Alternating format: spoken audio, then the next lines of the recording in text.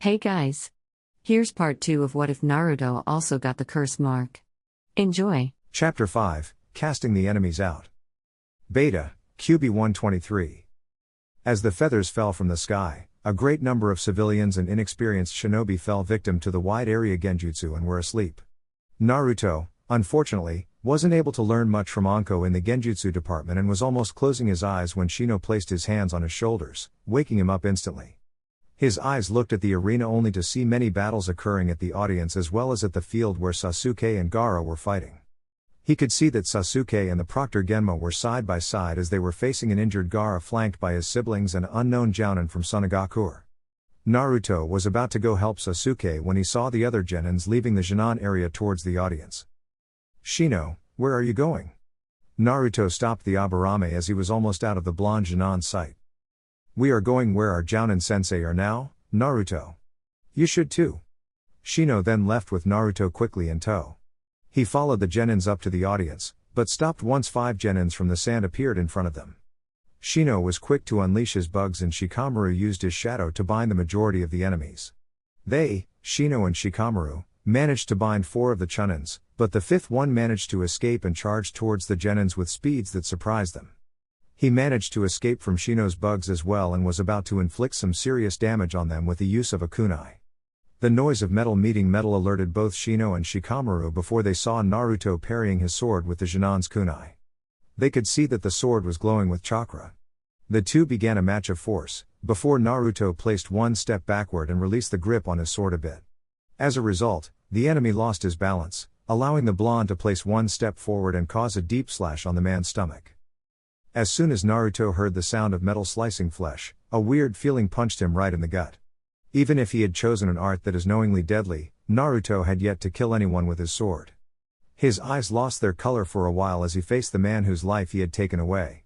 For a while, he stood there gathering a great deal of thoughts, while Shino and Shikamaru stared at his sword which was now drenched with the man's blood. Shinobis are killing machines, that much was true. But it was completely different between reading that sentence in a book and actually performing the act of killing another human being, even if the man was set on killing his friends. Eventually, he woke up from his wondering and turned to his comrades. Now just wasn't the time to stop and ponder on his actions. "Okay, let's go then," Naruto said to both Shino and Shikamaru who could only nod, after seeing the man bleeding to death on the floor. If Naruto felt that kill, he wasn't showing. With Sasuke . Sasuke was livid with the interruption. He was about to win the battle and fight Naruto next, damn it. He was by Genma's side as they faced the Suna Jounin. Gaara had already left the village with his siblings and Genma tried to stop them only for the Suna Jounin named Baki to stop him from doing so. Leaving a Jinchuriki free to roam these lands was dangerous, but he couldn't do anything about it. Genma was sure that others would attend to the Jinchuriki in due time. Turning to Sasuke, Genma realized that he would have trouble protecting the Uchiha while facing the Jounin at the same time. "Sasuke, go find your Jounin-sensei. I'll cover you." Despite wanting to face a higher-level shinobi, Sasuke nodded at the higher-ranked officer and left. Baki wasn't interested in the Jinan as he managed to stop anyone from following Gaara. Sasuke was running towards the place where his sensei was busy fighting the enemies. He stopped just as 2 sound ninjas landed in front of him, forcing him to draw a kunai in defense. His Sharingan was activated just as one of them charged. Sasuke managed to block the enemy's kunai with his, before moving faster than him and stabbing the man in the stomach. His Sharingan caught the other about to move and unleashed a couple of shuriken at his position, surprising the sound Jinan. With the 2 on the ground unconscious, Sasuke managed to reach the stands. Looking to his right, he could see Naruto, Shikamaru and Shino approaching the Jounin's position as well. He could see that Naruto was holding his sword and that an enormous energy was circulating through the sword. He couldn't help but smile at this, though, as he wanted to fight the Dobi even more now. The Jounin stopped as Kakashi dealt with the last enemy for the moment, before all the Jounin turned to the last genins. Sakura, Ino, Kuji and Tenten were already there with the Jounins as Kakashi gathered everyone, while the other Jounins dealt with the threat of more enemies. There are 2 areas of essence in protecting, so you must form 2 teams and one will head to the academy and the other to the hospital. I won't have much time, so please listen. Naruto, Shino and Ino go grab Neji at the infirmary and head to the academy. Assist the Chunin instructors there. Sasuke, Shikamaru, Sakura, Tenten, and Kuji, you will assist the hospital. Many medic nins aren't trained in the field, so they are in more need of assistance. After that, maintain the teams and find a jounin nearby for further assignments. Now go, we'll provide cover. The genins nodded and were about to leave when Anko stopped them after decapitating a sound chunin. Naruto, don't hesitate in killing the enemy. He'll kill you if you do. Sensei and student locked eyes for a second. Anko was able to see the troubled look in Naruto's face and she recognized it instantly. Plus the bloodstain on his sword was a dead giveaway. Okay Anko-sensei. The woman smiled at the boy. She frowned for a second before dodging an incoming attack that would pierce her right shoulder, before engaging in combat once more. By this time, the genins had already left towards their respective assignments. Kakashi couldn't help but notice, though, that during the entire debriefing, Naruto was more focused on Anko than him, his official sensei. Another thing that Kakashi realized while blocking two kunais with just one was that while Anko was quick to catch on the fact that Naruto had his first kill, he wasn't. Kakashi wasn't familiar to the level of bond created throughout this month, but something told him that Anko even if indirectly ended up stealing one of his students. Naruto's team Naruto, Shino and Ino went quickly towards the infirmary in order to collect their last member. The blonde was having his reservation since it was him who sent the Hyuga there in the first place. The team stopped all of a sudden when a group of sand genins appeared in front of the team. The time between their movements granted both Naruto and Shino ample time to launch their attacks. Shino used her bugs and Naruto unleashed shurikens against the genins of sand. Ino, like Sakura, was in her civilian clothes and didn't have much on her to be of much assistance. Thus, she had to serve more as a support with her clan techniques. Naruto turned to her. Ino-chan, do you have any weapon with you? The girl blushed in embarrassment but said no. She didn't have time to respond, though, as she saw Naruto throwing her his holster. Pick up my holster then. You'll need it more than I do. Ino nodded, before the group moved once more. It didn't take too long before the group arrived at the infirmary before Naruto opened up quickly. Once inside, the three were surprised to see not only Neji but also a man similar in appearance but much older and wearing a white kimono. From the look of things, the genins interrupted a very important conversation. The only one who recognized the only adult in the room was Shino, and seeing the lack of words from Naruto and Ino, he took a step forward. Excuse me Hiyashi-sama, but we need Neji to accompany us towards the academy in order to protect the students from the invasion. The young Hyuga was completely covered with bandages, but otherwise he didn't appear to be suffering from the attacks. Hyuga Hiyashi looked at Aburame Shibi's son Shino for a while, before turning to his nephew. Go Neji, we can talk more about it afterward. The elder Hyuga vanished from the room, not even waiting for his nephew's answer. Neji sighed and narrowed his eyes at the genins. Just seeing Naruto there sent him on edge, but it wasn't time for that right now as the village was under attack. He left from the bed he was sitting on and approached the genins' location. He refused to look directly at Naruto, though, much like the blonde expected really. Let's go then. With that, the four-man team vanished towards the academy with Naruto up front and Neji last because of the Byakugan. As the blonde charged towards the rooftops, he saw a purple barrier being lifted to his right and frowned since the Hokage was in that direction. Whatever it was, though, he was certain that the old man would deal with it quickly. He was the Hokage after all and thus the strongest shinobi in the village. He needed to focus on his current assignment now, instead of worrying over a man who survived 2 great shinobi wars and had more than 50 years of experience. Sasuke's team Sasuke, Shikamaru, Sakura, Tenten and Kuji left the arena towards the village hospital. They could see a great number of fights on top of buildings and on the village streets, but they couldn't stop their path, otherwise the hospital would be unguarded. Sakura, Tenten and Kuji were on their civilian clothes, but Tenten was the only one that had weapons hidden below her Chinese-style dressing. She supplied Sakura and Kuji with weaponry.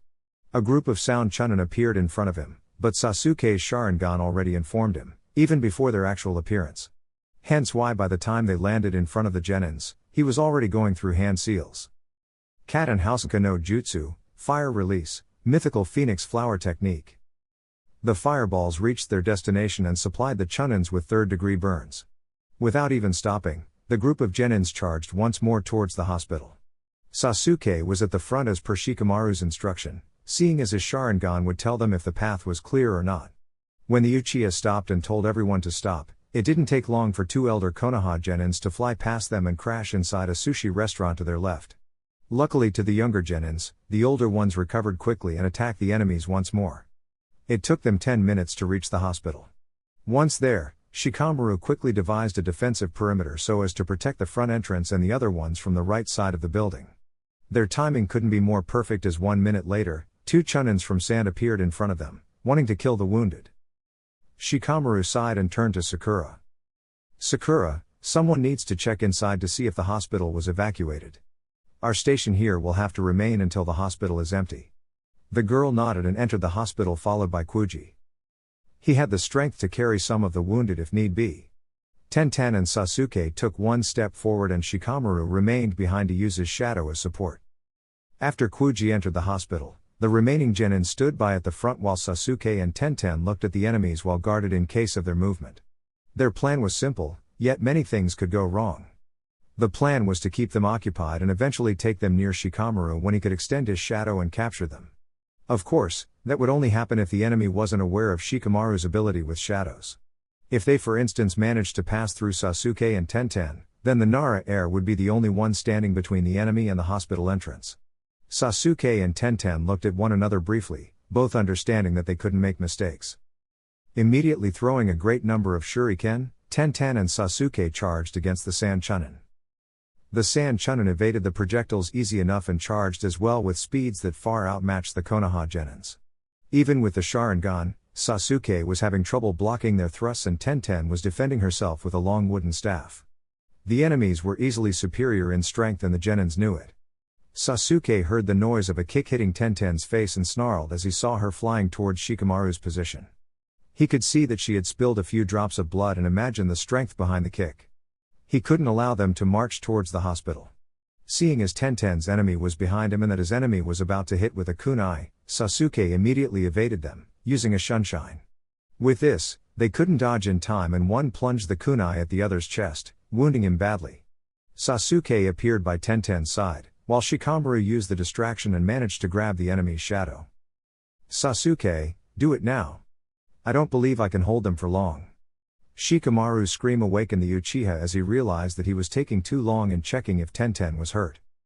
He looked up to see the enemies trapped by the shadow and nodded, before going through a sequence of hand seals. Katengu no Jutsu, Fire Release, Great Fireball Technique. The gigantic meteor engulfed the two Chunin and neither of them had the time to scream in agony. Instantly, the same pain engulfed Sasuke as he took a couple of seconds to realize that he just made his first kill. For longer than the Uchiha could remember, there was only one man he ever swore to kill one day and that was elder brother. As the fire created by an Uchiha consumed the bodies of his enemies, Sasuke couldn't help but freeze right there as he pondered on what his only goal in life really represented. Sasuke was no ignorant to the fact that these two may not be his only victims throughout the invasion and quite certainly won't be throughout his ninja career. His ambition to avenge his family wasn't in a way diminished, but what changed was the prospect of killing his older brother. He always talked about doing this, but he never thought about how he would do it. Shikamaru stood by his side as he could watch the same perplexed expression on Sasuke's face compared to Naruto's not even 15 minutes ago. His father always told him that when the time came and he had to kill someone for the first time it would certainly be the worst day of Shikamaru's life. In this case, the amount of his IQ represented very little in his ability to grasp what both Sasuke and Naruto were going through right now.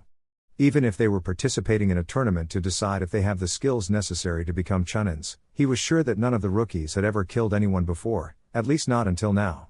He figured that if both Sasuke and Naruto managed to understand what it means to kill someone in order to protect others, then they could be considered Chunin material shinobi. Tenten's noise of pain had woken Shikamaru, before he went to check on the wounded Jinan. "Are you alright, Tenten?" Shikamaru's question woken Sasuke as well, since he joined by the girl's other side. The weapons specialist nodded, before massaging her jaw a little bit. "That kick almost knocked her out." Sasuke and Shikamaru helped her get up just as Kuji and Sakura left the hospital. Kuji was using his partial expansion jutsu and carrying a civilian couple in each of his arms while Sakura was carrying a baby girl. The group was once again joined just as an explosion happened a few meters away from their position. Luckily, it was just a misfired jutsu, meaning that there weren't more enemies to deal with. "Sakura, is the hospital empty?" Shikamaru asked, earning a nod from the kunoichi. Yes, we searched through every corridor and room, only to find this couple and their baby. The rest were already taken to the shelters, so we must head there immediately. Let's go then, there is one not far from here, Sasuke said as the group left the hospital location towards one of the shelters. Afterward, as Kakashi instructed, they would need to find the nearest jounin in order to see how they could be of further assistance to the purpose of casting the enemies out. It didn't take long for them to reach the shelter, before the group was on the move again. Sasuke was the one who looked up to see the man from the first phase of the Chunin exams barking orders at some Chunins. He urged his team to follow them just as the Chunins received their orders and left the rooftop. As soon as they landed, though, both Ibiki and the Genins were surprised at the noise coming from the walls. Much to their shock, a three-headed gigantic snake made a giant hole on the village's wall, threatening to destroy the entire village just by passing by.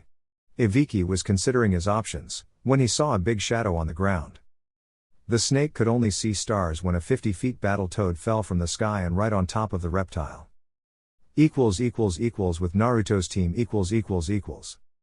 Immediately upon leaving the stadium, the group was assaulted by a group of 9 sound Genins and Chunins. However, a couple of Konoha Chunins appeared and managed to hold their own, allowing Naruto's team to continue their trip towards the academy. The entire town was deserted with fights occurring in specific points of the village. Naruto felt like joining a couple of them, before remembering that he was given a mission to protect the academy. On the way, he figured that Iruka-sensei would be there as well to protect the students. Even if the situation didn't call for it, a part of him was feeling excited upon being able to show Iruka-sensei how much he'd improved since graduation. We must hurry, the academy is being attacked by no more than 15 sound shinobi. There are only 3 Chunins there right now and they're struggling to keep the enemies from attacking the children. Everyone heard Neji's report and nodded, before focusing chakra to their legs for the extra propulsion. Naruto was the fastest of the group, so he went on ahead of everyone. 5 minutes later, they could see the academy and the enemies attacking. One of the Chunins was on the floor and filled with lots of kunai stuck in his stomach. Naruto saw Iruka holding his own but barely. Turning to Ino and the others with projectiles, they all nodded at his intention, before throwing shurikens at the enemies. The sound ninjas sensed the weapons approach and backed off their assault, before the Genins appeared in front of the Chunins. Iruka managed to relax a bit upon seeing the backup. It's good that you appeared. They all came out of nowhere. Iruka smiled upon seeing his ex-students. He could see Naruto among the group and couldn't help but see how focused he was on the enemy. No sweat, Iruka-sensei, we were sent here by Kakashi-sensei. Iruka nodded, before kneeling to check on the other Chunin instructor, an overweight Chunin by the name of Daikoku. The rest of the Chunins were already able to extract the children from the academy, so their mission was now reduced to salvaging the building. The sound enemies sneered at what the man referred to as backup, since they appeared to be fresh out of the academy Genins with no appearing threat whatsoever. One of them even tried to attack Naruto only for the blonde to dodge and thrust his sword through the man's stomach, surprising the hell out of the guy. The others were surprised as well upon witnessing the brat's speed. Shino took the opportunity and performed some hand seals. Mushidama no Jutsu, insect sphere technique. The amount of bugs that left from inside his sleeves formed a swirling sphere as it charged towards the enemy. Upon impact, the insects started sucking the enemy's chakra. The attack didn't do much against all of the enemies, but at least they sucked quite a lot of their chakra, before going back to Shino. Ino remained on the back, seeing as she always was a support type kunoichi. She and Shino remained in the back, while Naruto and Neji stood on the front lines. Both looked at each other and Naruto could swear that Neji wasn't looking forward to working together with him. Well, tough luck Neji, we are now together in this. Naruto thought as he threw the sword up a bit to do a very familiar hand seal. Tajuu Kage Bunshin no Jutsu, multi-shadow clone technique. Instead of bunch of clones though, Naruto opted to summon a team of 3 before joining the clones in a single charge against the enemies. Despite not enjoying Naruto's presence right now, Neji couldn't help but look at the 4 Naruto's coordination and acknowledge their skills. After all, he was also victimized by said coordinated attack. At first it looked like they would charge the enemies head-on, which was an amateur move at best. However, when the clones and the real Naruto reached half distance, the 4 Narutos started changing their positions in random movements, thus confusing the enemy. When the Narutos got closer to the enemy, the sound Genins used their rather quick paces to get rid of these clones as well as the real one as quickly as possible. In the last minute, though, only 2 remained forward as they managed to block a few of the attacks, thus allowing the other clone and the real Naruto to move quickly and kill them a good 3 enemies from behind. The rest of the platoon looked surprised at the Genon, but one of them managed to slice one of the Narutos left with a kunai. The real one sensed his cue to leave, just as Neji approached, using Naruto's created distraction. Haki Raku Juian Shao, 8 divination signs 6-4 palms of the hand. The field of Neji's technique engulfed the rest of the enemies that survived both Naruto and Shino's attack, before Neji moved quickly and sealed their tenketsus, rendering the rest of the enemies unconscious. Iruka looked with a surprised smile as he saw how much his genins had grown since their graduation. With the academy cleared, the group of genins approached the rest of the chunins that stood protecting the academy. After clearing out with Iruka, they quickly left in union, searching for the next jounin as Kakashi instructed them to. As soon as they left from the academy, Naruto's team wasn't able to walk further as a good amount of kunai came straight at them from the right. Neji and Shino used their respective bloodlines to spot the attack, but Naruto had only his blunt instinct honed by the amount of times Anko had sneaked up on him from behind with kunai. Ino was the only one who didn't spot the attack, but she was out of harm's way, behind Shino. 2 seconds later, right in front of them, appeared a lone man with the sound insignia on his forehead. Looking at him for a while, everyone could see that he was stronger than the ones the genins had faced so far. He was easily Kakashi's height and double his muscles build up with a great number of scars located on both arms. His outfit was similar to the other sound shinobis, but he wasn't wearing a mask to cover his face. The man had gray long hair and showed a look of complete boredom upon looking at his next competition. So the rumor was true and Konoha had lowered its standards, because of these times of peace. So far, his only opposition was of weak chunins at the most. Now, he was facing genins. Both Naruto and Neji stood at the ready while observing the man. In retrospect, the sound shinobi at least took into consideration that none of the Genon believed it would be wise to start the fight. He took a while to study the first 2 and observed the one from the right more than the one from the left. The Byakugan was rather famous enough that even someone young in the ninja world could recognize it. That made him a little bit alert as no Hyuga could be underestimated, even if it was a Genon. Turning slightly, he focused on the brat with the blonde hair and saw that he was holding a kodashi, it seemed, in a reverse grip, a style that wasn't very popular among sword fighters. Smiling, the man did a couple of hand seals, before vanishing from Naruto's sight. The Genon was surprised at it, but kept his calm. He didn't know what was going on, but Anko had punched him a great number of occasions without him even noticing she was there. That being said, he was used to trusting his instincts. He stood there and focused, not even aware of the fact that the enemy had just casted a false surroundings genjutsu on him. He suddenly heard a shift of air through his right and turned to land the strike from his sword. The sudden noise of kunai parrying sword disrupted the illusion as Naruto now stood face to face with the surprised enemy. The man knew that Naruto was caught in his illusion and the Hyuga didn't activate his eyes fast enough. His experience suddenly told the man to stop the game of strength and back off from the blonde. He narrowed his eyes when Naruto's sword began to glow with chakra. Because of that, he figured that underestimating the blonde wouldn't be his best course of action. He saw the Hyuga coming from his right and looked at the boy's hand trying to land one hit at him. He knew what would happen if he did and thus dodged every time. As soon as he saw an opening, he took it and threw Neji off balance with his leg, before flipping in midair to land a powerful kick at the Hyuga. His eyes registered the blonde's approach from his blind side and he realized that he couldn't dodge in midair. As soon as the sword penetrated his stomach, he replaced himself with a log a few meters away and began a series of hand seals. Doten Jishin no Jutsu, Earth Release, Earthquake Technique. As soon as he smashed both hands on the ground, it started shaking fiercely, forcing the genins to lose their balance, allowing the sound shinobi to charge at the blonde first with a kunai. Naruto saw the man's approach and tried balancing himself despite the earthquake. He managed to parry the kunai with his sword, but his footing wasn't right and he figured that he couldn't keep up with the man's speed. He suddenly saw the man's arm turning into a rock and realized that he needed to escape from his position and fast. He had only enough time to summon a cage bunshine and replace himself with the real one, surprising the enemy. Neji took the time and charged once more with the juken, hoping to strike the man but to no avail. The enemy was beginning to grow tired of these two and stepped up his game, aiming a strong kick at Neji's face, before finishing a sequence of hand seals. Doten Dori Yudan no Jutsu, Earth Release, Mud Dragon Projectile Technique. Neji could see the attack coming because of the Byakugan and used the main house technique Kaiden.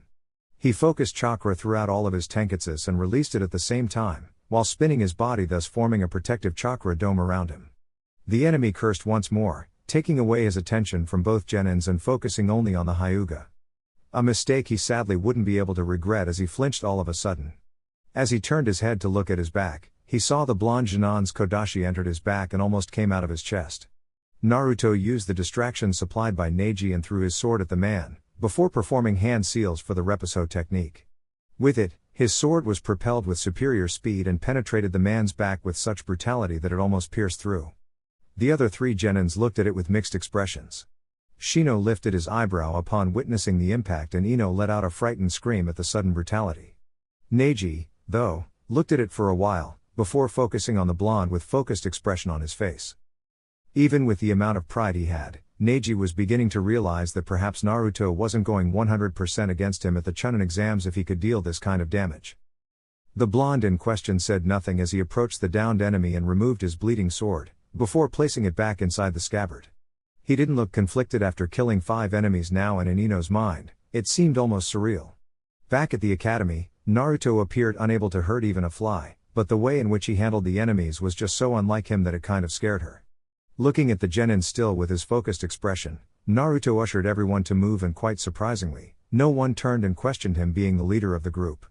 Leading the way towards the gates that arose to their left, Naruto's group was suddenly surrounded by 3 sand and sound chunins. Naruto had no doubt in his mind as he went through quick hand seals, before gathering as much air as he could inside his lungs. Fuuten Daitapa no Jutsu, wind release, great breakthrough technique. The huge gust of wind came out stronger than the one used at Neji, and the genins had to shield their face because of the fierce wind. The enemies struggled to remain in their positions by sticking to the ground by using chakra. Eventually, the enemies caved and were sent flying, with the exception of a couple that actually knew of the technique beforehand. They were sand chunins. As soon as Naruto finished the technique, he needed to recover his breath, leaving him open for a load of shurikens to charge at him, threatening to pierce his body. Shino was the one that moved faster, by summoning his bugs and having them swirl around Naruto, forming a dome of sorts. Still coughing, he turned to Shino in appreciation. Grabbing his sword once more and focusing more wind chakra through it, he waited for the bug wall to cease for him to continue with the attack. When the wall ceased, though, he saw something weird happening with the chunins. They were frozen in place, and a black hand appeared to be crawling up their bodies until it stopped on their necks. The frightened looks on their faces only took seconds, before the genins winced at the sound of necks being broken. When they turned to the left, a man appeared looking like an older version of Shikamaru, showing a considerable scar on his face. The man was wearing a jounin vest, and some old coat on top of it. Troublesome, it appears that we arrived on time. The genins were surprised at that, since they only saw him there. Suddenly, though, Anba showed up, and even the fathers of Kuji and Ino, Kuza and Inoiki. The genins looked around because of Shikaku's words and spotted a couple of Anbas as well as 2 jounins that appeared to be older versions of Kuji and Ino, even if it was a man. Ino met her father and embraced him for a while, probably seeing safety in the man's embrace. Naruto, Neji and Shino met with Shikaku and one of the Anbas, a woman by the looks of it because of the Anbu's long blue hair. The cat-masked Anbu noticed a few spots on Naruto's hand that was covered with blood, and from the look on his face, she knew it wasn't his blood nor from any of the genins. None of them appeared injured, and only the Hyuga had a drop of blood dropping from his mouth. Shikaku-san, we should get going. The plan is still in effect, the female Anbu said. Shikaku's father appeared to be the one in charge from what Naruto could gather. The one in question nodded and turned to the team of Jinan. You guys should come in with us and protect any civilian we encounter. Leave the fighting to us, understood? The genins nodded, before everyone vanished in order to start searching for enemies to deal with. Far from the village. Hidden within the heavy foliage that surrounded the village, Kankuro and Tamari were busy guarding their brother as he couldn't help but shake in rage. To their knowledge, no one was ever able to land a hit on him like the Uchiha did, and now they weren't sure what would happen. If their brother lost control to the beast, then they couldn't do anything but flee from fear of being killed by the beast residing inside their little brother. Gaara's blood had already turned into sand as he emitted an angry scream, filled with malice, making both his brothers shake in the process. It was too late now to stop the transformation, as Gaara was now transformed into a mini Shukaku. Both of them began to flee, when they saw a man with long white hair appear from behind them. None of them knew who he was, though.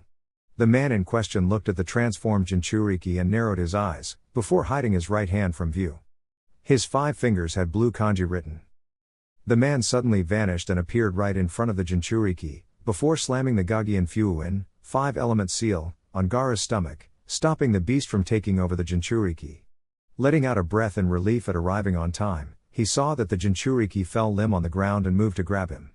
He could feel chakra being molded behind him, but didn't think much of it and grabbed Gaara. Just a powerful gust of wind struck him from behind. Waiting a minute to see if she was able to kill the man, she saw 5 trees sliced on the ground, but no sign of either the stranger or her brother Gaara anywhere. "Oh, a wind user, and one quite strong for your age." Jiraiya had a smirk on his face as if the situation. Tamari could only see fire as the man managed to capture her brother. "I won't let you capture my brother, give him back to me now." The Sannin only smirked at such anger. "Whoever said that you wouldn't be captured as well?" The girl looked at him for a while, before her eyes widened at a new presence from behind. She couldn't do much as Jiraiya gave her a chop on the neck that rendered her unconscious.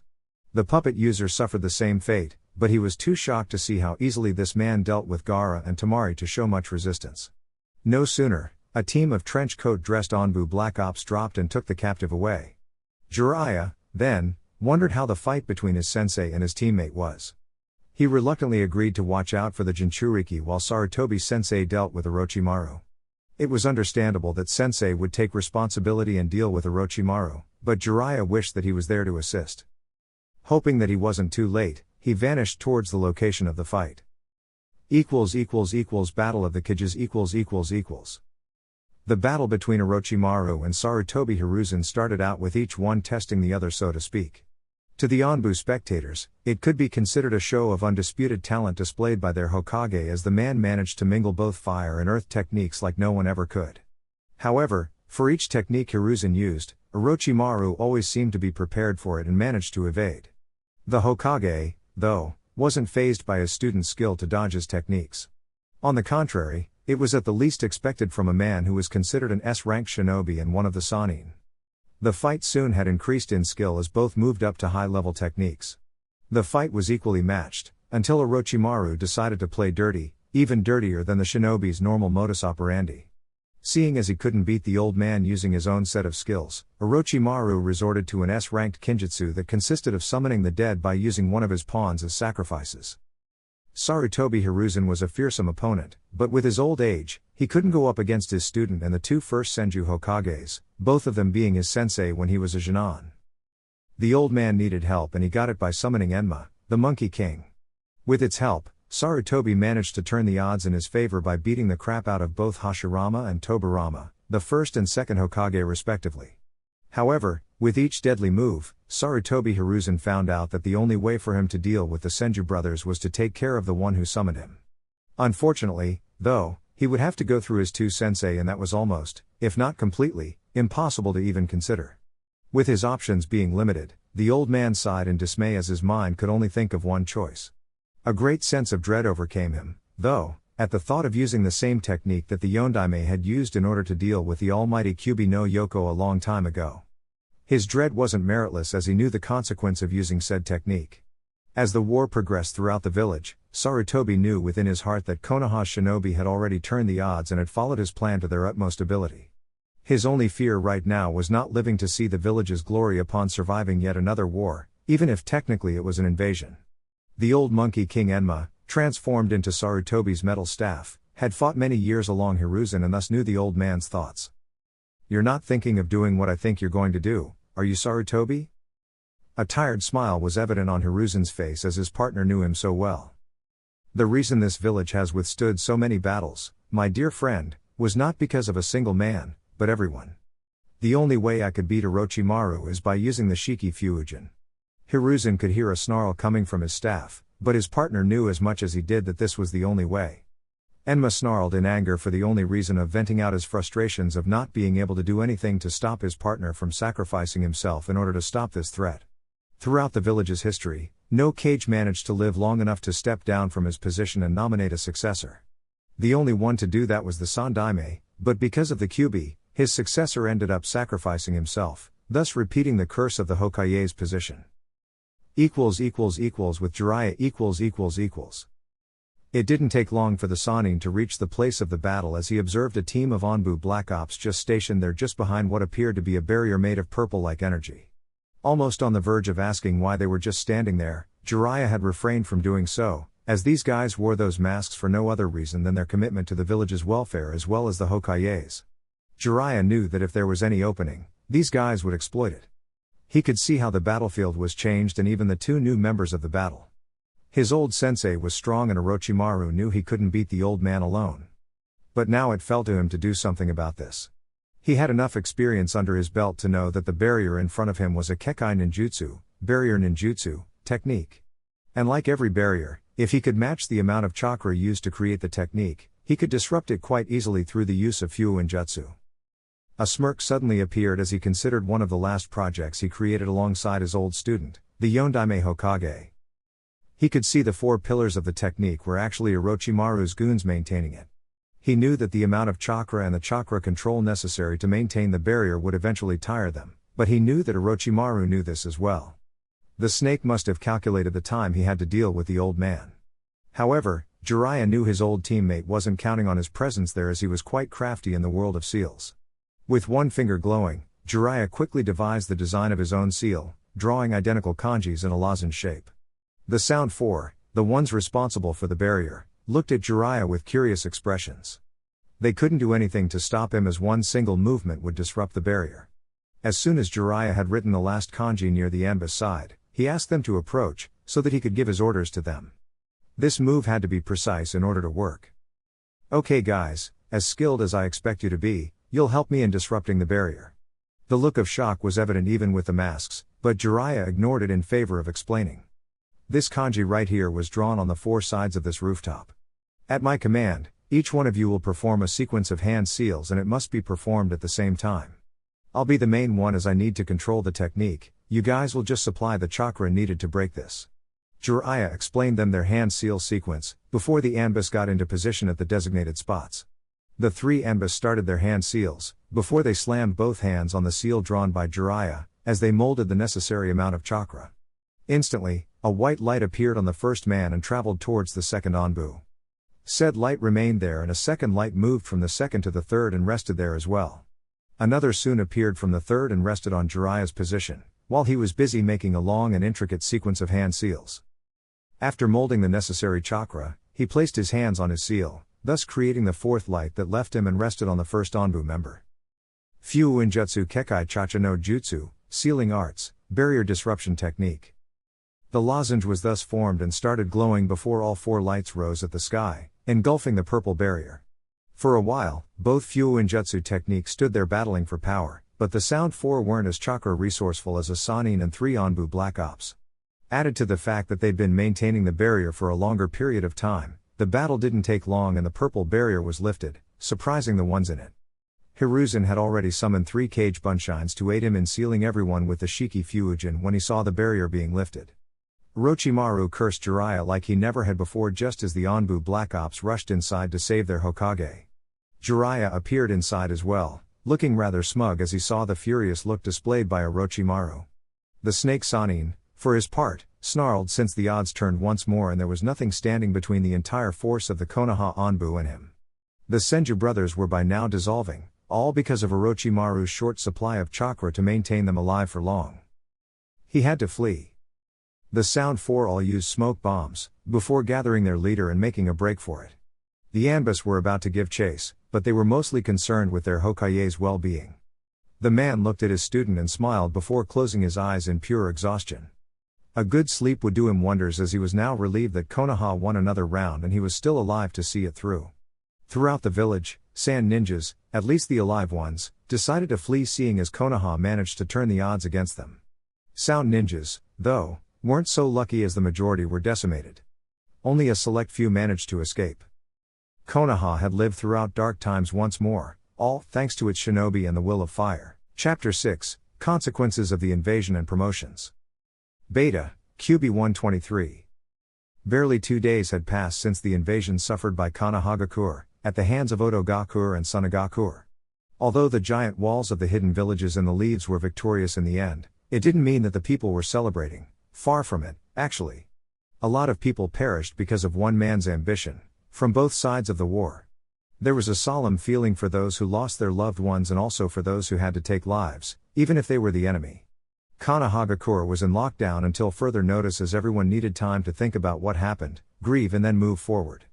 The Sandaime Hokage was clearly the one who suffered the most amongst both the civilian and the ninja population. His legend was forged through bloodshed for more than 50 years of battle. No doubt he was getting too goddamn old for this shit. The man lost count on how many battles he'd participated in. He also lost count on how many comrades, family, friends and acquaintances he had to bury. The majority being blamed on the shinobi's countless battles. The man was currently inside a hospital room as he pondered on what happened 2 days ago. As the Hokage, he couldn't just relax and recover in the hospital, but he couldn't leave his room either. That being said, he ordered a temporary office to be set inside his hospital room. The man was almost entirely covered by bandages as he focused on the damage reports. He read the meticulously elaborated report at least 3 times, before sighing in dismay. Even if Kanahagakure's side suffered the least, there were still casualties. Lives lost in the line of duty, protecting their village, further fueling the flame that drove this village to greatness day by day. Sarutobi Hiruzen, despite all the hardships in his life, all the comrades he had lost in his life, couldn't help but shed a lone tear for those who sacrificed their lives for the good of the village. It was for men like these that he could find the strength to rule this village despite his old age.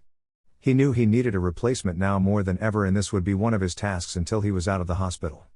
There was no pain that digged further than the realization that he just wasn't in his prime anymore. He needed to think of suitable replacements, and now it was the time. His mind immediately went to an elite jounin and prized student of the deceased Yondaime Hokage. Hatake Kakashi was the living embodiment of everything this village needed for the position of Godime Hokage. Admittedly, Sarutobi wished the man was at least 5 years older in terms of experience, but the Second Shinobi Great War gave him all the experience he needed. Every leader had one vital goal in life, besides leading his people to the best of his knowledge: train a suitable successor.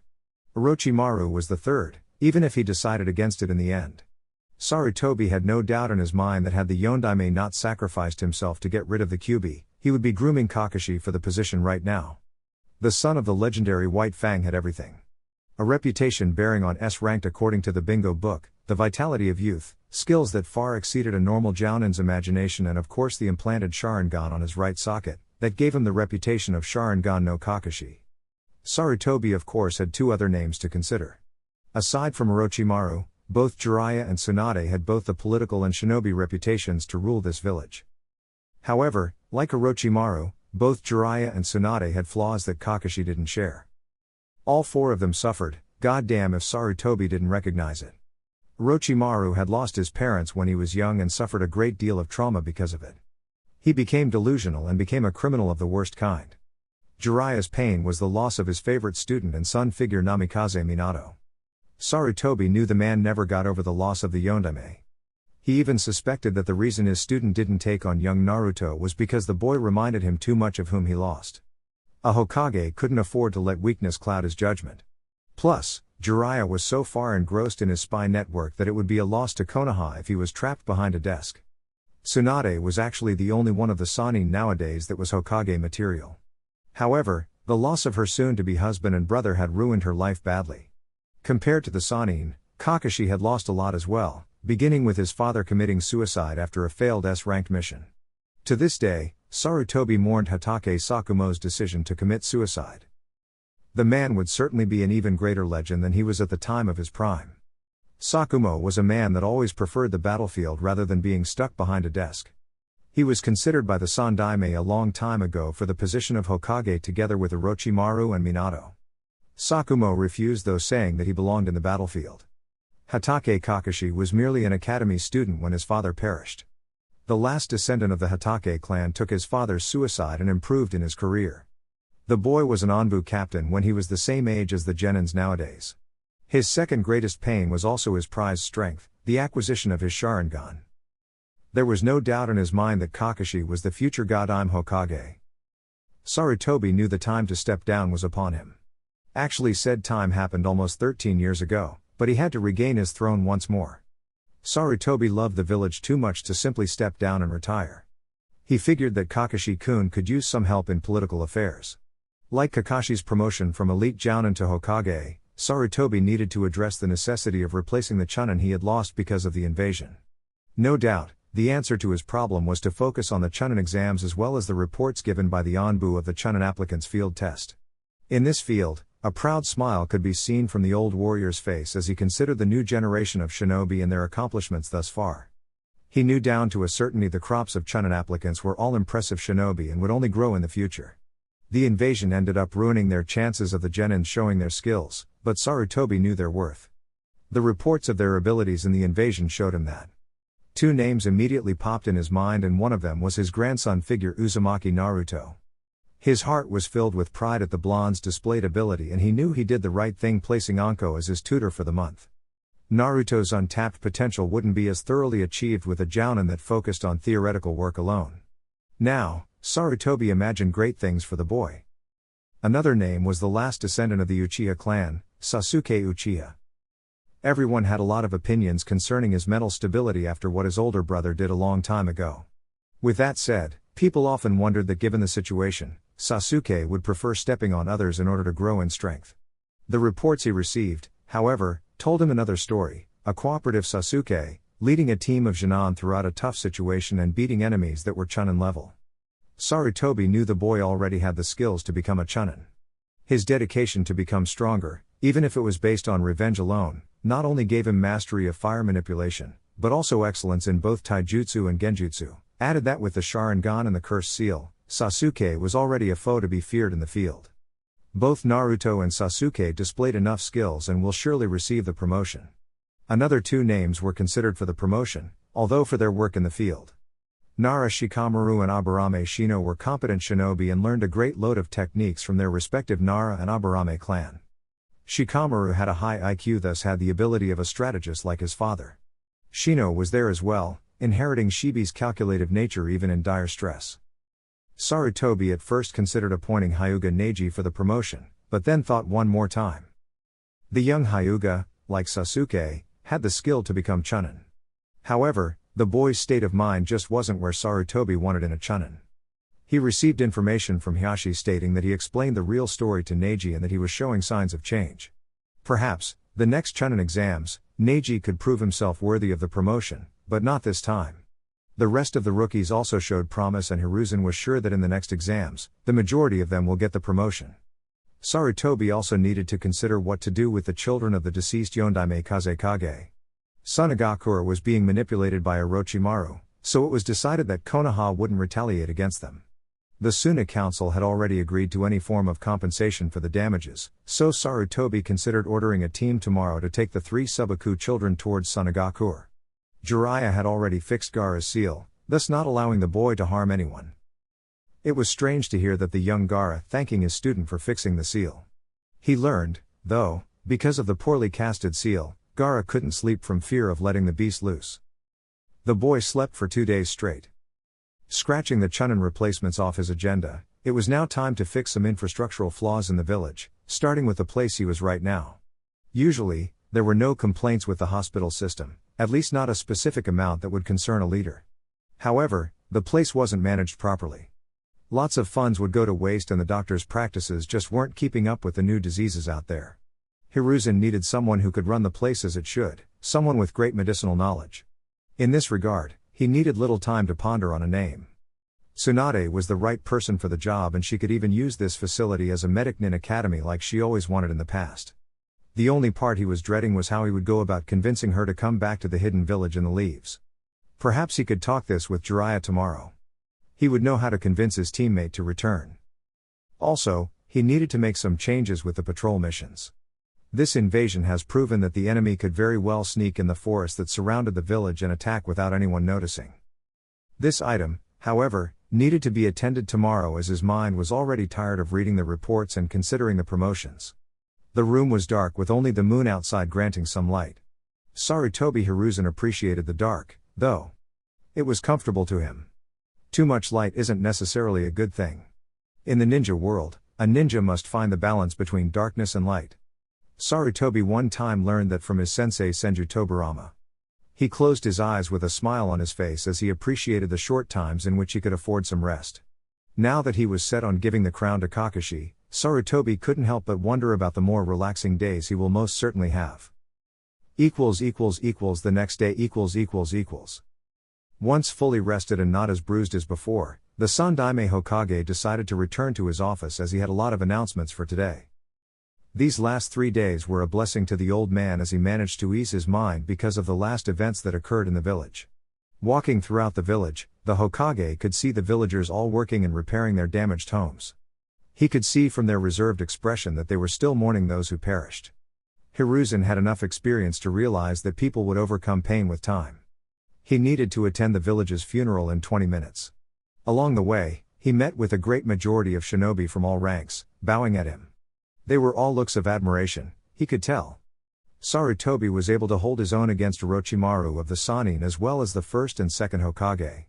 It was nothing short of amazing, but the man felt he didn't deserve it. It was because of his failure that Orochimaru was out there, causing havoc. He was the one responsible for the invasion. The old man let out a single tear in pain for those who perished at the hands of a man he once considered a son. Ever since Orochimaru graduated and became a Genin under his charge, Sarutobi took great interest in the boy. He had lost his parents that year, so Sarutobi ended up becoming the boy's father figure, guiding him as much as possible throughout the years. As time passed by, the team consisted of Orochimaru, Tsunade and Jiraiya became high-level shinobi and were sent to the front lines of the war. They were able to overcome a lot of obstacles together. After the wars, the hidden village in the leaves was graced with an era of peace and prosperity.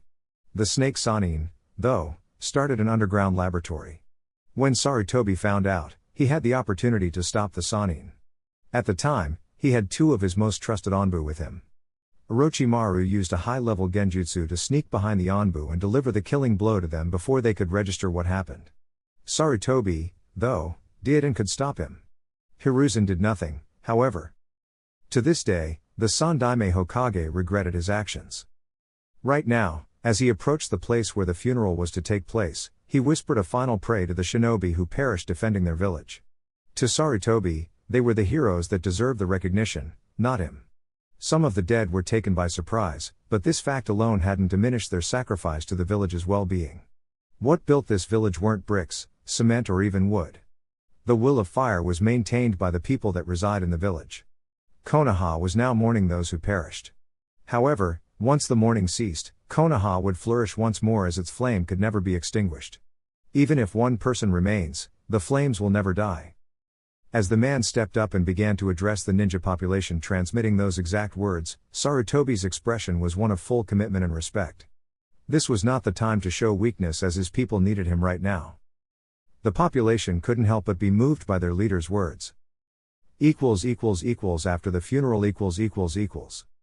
Once the funeral was dealt with, Sarutobi was now meeting with a few important people, namely his teammates, the Anbu commander and the Jounin commander Nara Shikaku. The damage reports were already thoroughly analyzed and taken care of by the Hokage's teammates Homura and Koharu. By tomorrow, a couple of contractor would come to Konoha and assess the damage, before giving Konoha an estimated cost. After that was taken care of, it was now time to fix the routing missions in order to fix some holes in Konoha's defensive system. This system would be taken care of by the Anbu commander, using his Anbu team in order to scout the entire forest around the village. It was considered the Anbu's main priority, besides the protection of the Hokage, to scout the area around the village. Sarutobi knew the man, being the one who chose him 30 years ago. Orochimaru must have the backlogs of every patrol missions, so it wasn't that hard to sneak inside the village without anyone noticing. Nara Shikaku said, earning nods from everyone inside the room except from the Anbu commander. This fact alone doesn't diminish the fact that an entire army swooped in Konoha territory and caused major havoc, Shikaku-san. Forgive me Hokage-sama, for my unit has failed you. Hiruzen nodded solemnly at the man he considered a treasured friend. Once Mabaroshi Kisuke set his mind on something, he won't stop until he accomplishes exactly what he set out to perform and with utmost efficiency. Sarutobi knew of the man's resolve and how he dealt with any level of threat. He knew Kisuke would do his job. Author note, for those who wish to know who Mabaroshi Kisuke, check Shippuden episode 193. I can't expect any less of you, can I, old friend? Kisuke nodded once more, before vanishing. He needed to devise a new security system for Konoha after all. After that, Sarutobi addressed the others once more. After dealing with these two items, I believe it's now time for us to go over the Chunin replacement. From the report, we've lost close to 15 Chunin overall. Naturally, our only resources are the Chunin exams as well as their display in the field. Everyone nodded at this. Chunin were a vital piece for Konoha because they took care of the most of Konoha's revenue. Missions going from C to low-level A ranked were performed by Chunin, thus reserving the high A and S rank to the Jounin level shinobi. Because of this, everyone in the room expected Sarutobi to nominate more Genins for promotion than normal, in order to replace as many as possible. From the Chunin exams alone, both Uzumaki Naruto and Uchiha Sasuke displayed an excellent level of skill and were able to plan ahead in their fights. I believe there is no one here that can say otherwise? Nara Shikaku agreed with a smile on his face as he saw the fight between Naruto and the Hyuga prodigy, Neji. He also witnessed how Naruto dealt with the threats in the invasion. Koharu and Homura, though, saw a problem with one of the names. Hiruzen, I agree with you on Sasuke getting promoted, but I don't believe Uzumaki has the right skills yet. Homura added, followed by Koharu. Before the Hokage could ask their real opinion, instead of simply assuming the QB as a detriment, Shikaku turned to explain.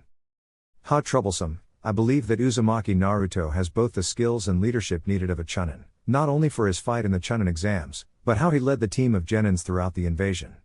It's been a while since I've seen a shinobi in Konoha using wind chakra manipulation, and the only one who's not an Anbu, who displayed similar ability is Hokage-sama's son Sarutobi Asuma.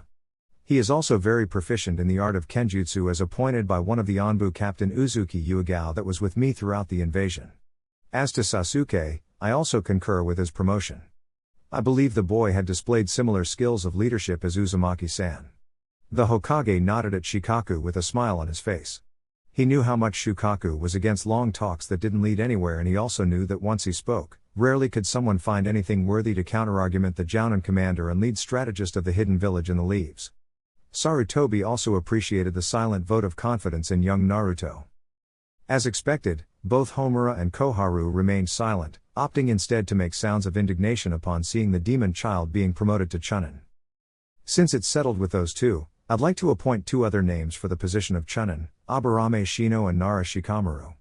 To this, Shukaku couldn't help but show his fatherly pride with a smile. Both had displayed brilliant strategy throughout the invasion, aiding both Uzumaki Naruto and Sasuke Uchiha in dealing with their fair share of enemies. Without their assistance, saving both the academy and the hospital would be quite difficult. Hokage knew that his only obstacle would be Naruto's promotion. Shino and Shikamaru's promotion was seconded by the elders and of course Shukaku. The old Nara knew how his son would receive the news, though. He wanted nothing more than to personally being there when his son received his Chunin vest.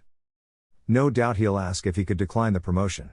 I can't say that I would blame him, as I remembered doing the same thing when I became a Chunin, and a Jounin, and the Jounin commander. How troublesome. Now on to the last item of the day, I believe this to the most important. This got everyone's attention as the Hokage had cleared his throat. After fighting with Orochimaru, I've came to the conclusion that I'm not as strong as I once was, and Konoha, now more than ever, is in need of a young and strong leader.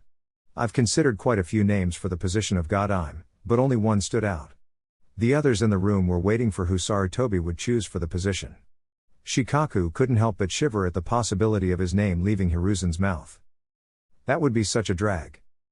I'm announcing Hatake Kakashi as Godime Hokage. Immediate silence reigned in the office, and everyone, including the hidden Anbu, looked at the man they called leader. Elsewhere, a certain Jounin was reading an orange book when he suddenly shivered as he could feel a bad omen approaching. You cannot be serious, Hiruzen. Kakashi is no doubt skilled, perhaps even considered the best Jounin we have in Konoha. But he is too young for the position. This time it was Koharu who went against the Hokage. Shikaku did believe Kakashi was ready, but the man had enough reputation for him to interlude in his behalf. Homura narrowed his eyes at Hiruzen, silently wishing that Dansu was here right now. This matter affected him directly, and since Hiruzen hadn't indicated that he would be stepping down, the old war hawk opted not to attend. Koharu continued speaking. How about Jiraiya or Tsunade? Their reputation exceeds Kakashi's and they have the necessary experience. Hiruzen looked at his teammates and smirked. While I admit that both Jiraiya and Tsunade indeed have more experience, neither is fitted for the job of Hokage. Setting their vices aside, Jiraiya is currently running a spy network for our village, hence he can't be tied to a desk right now. Tsunade, I'm afraid, is too far gone for us to even consider her for the position. After losing her lover and her brother because of the war, she has lost all faith in Konoha. Kakashi's only downside is experience, which will be taken care of. Like I did with Minato-kun upon stepping down for the first time, I will accompany Kakashi throughout the job, acting as his advisor until he is ready for the position. Aside from this, his skills rival Jiraiya's and Tsunade's. I dare say he could even surpass them in time. Shukaku was already convinced, so he didn't say anything. Homura and Koharu started murmuring sounds of indignation. I have other plans for Tsunade, however. Sarutobi didn't wait for their approval. After all, it was his prerogative to choose his successor. He just had to homologate his decision with the Fire Daimyo, and the man had already met Kakashi in a great number of occasions. As soon as Jiraiya shows up, I'll ask him to find Tsunade for me.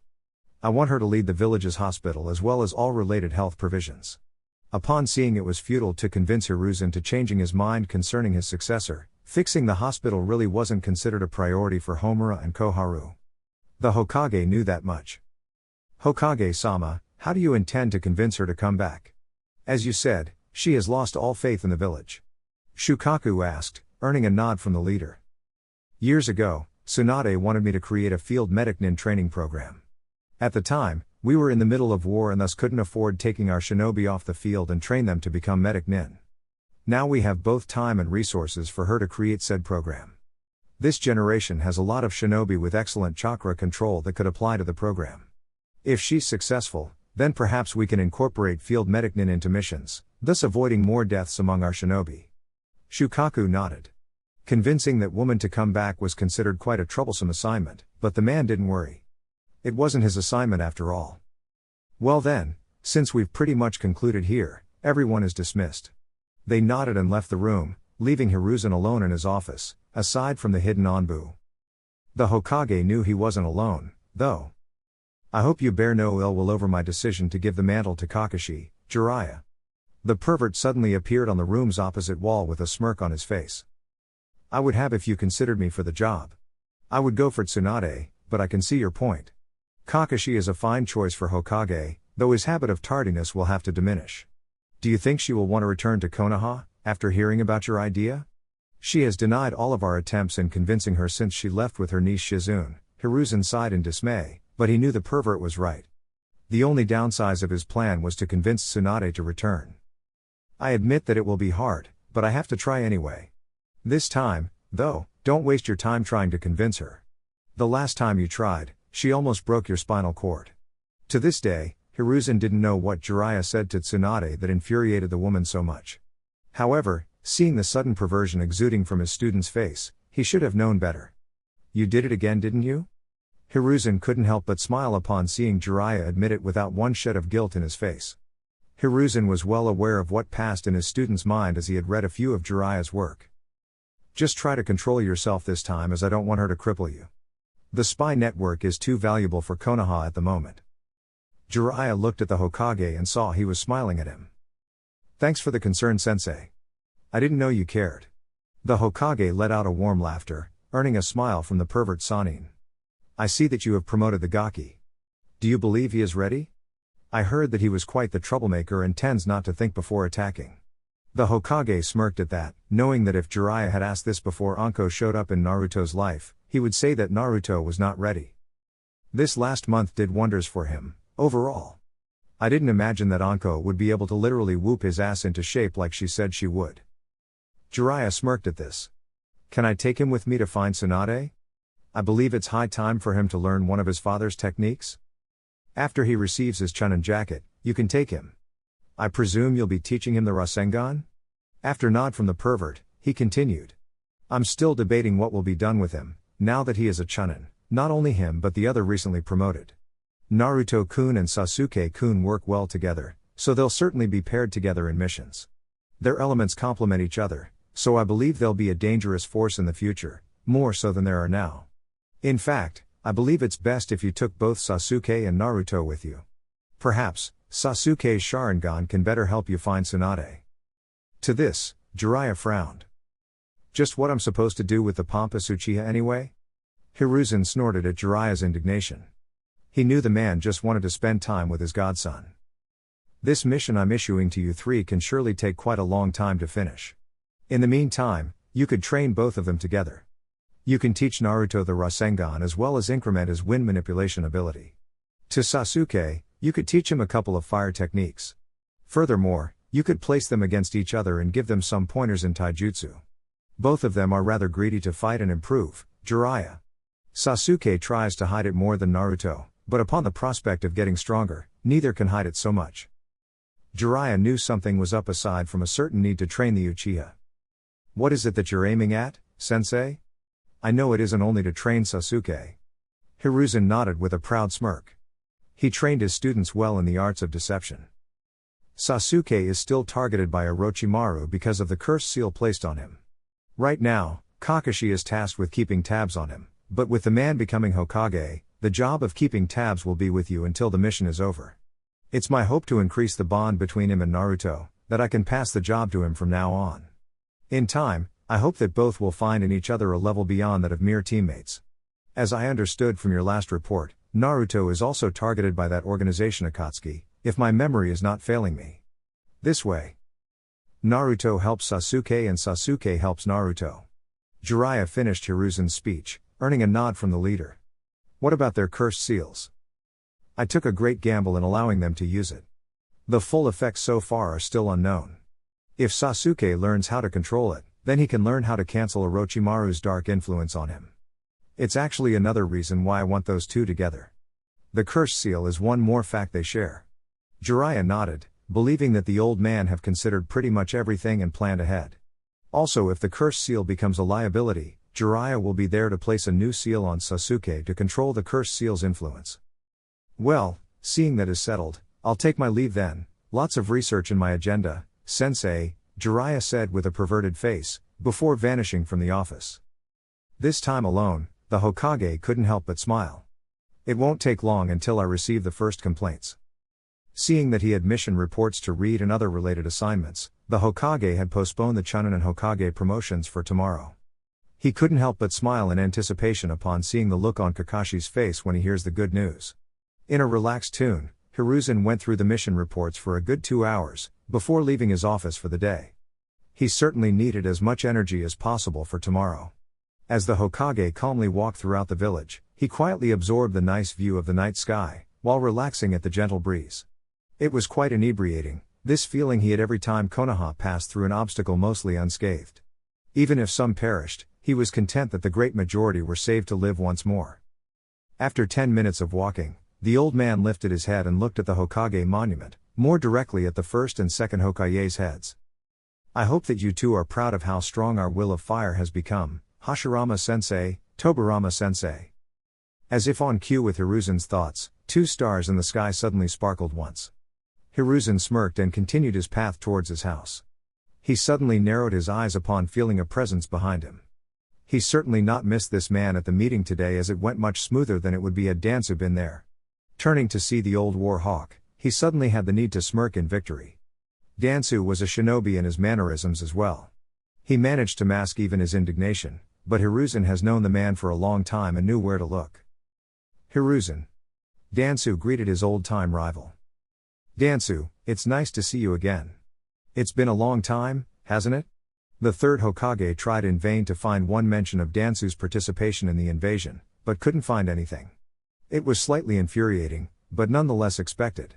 Dansu operated from the shadows, rarely showing to others, especially experienced shinobi, what he did.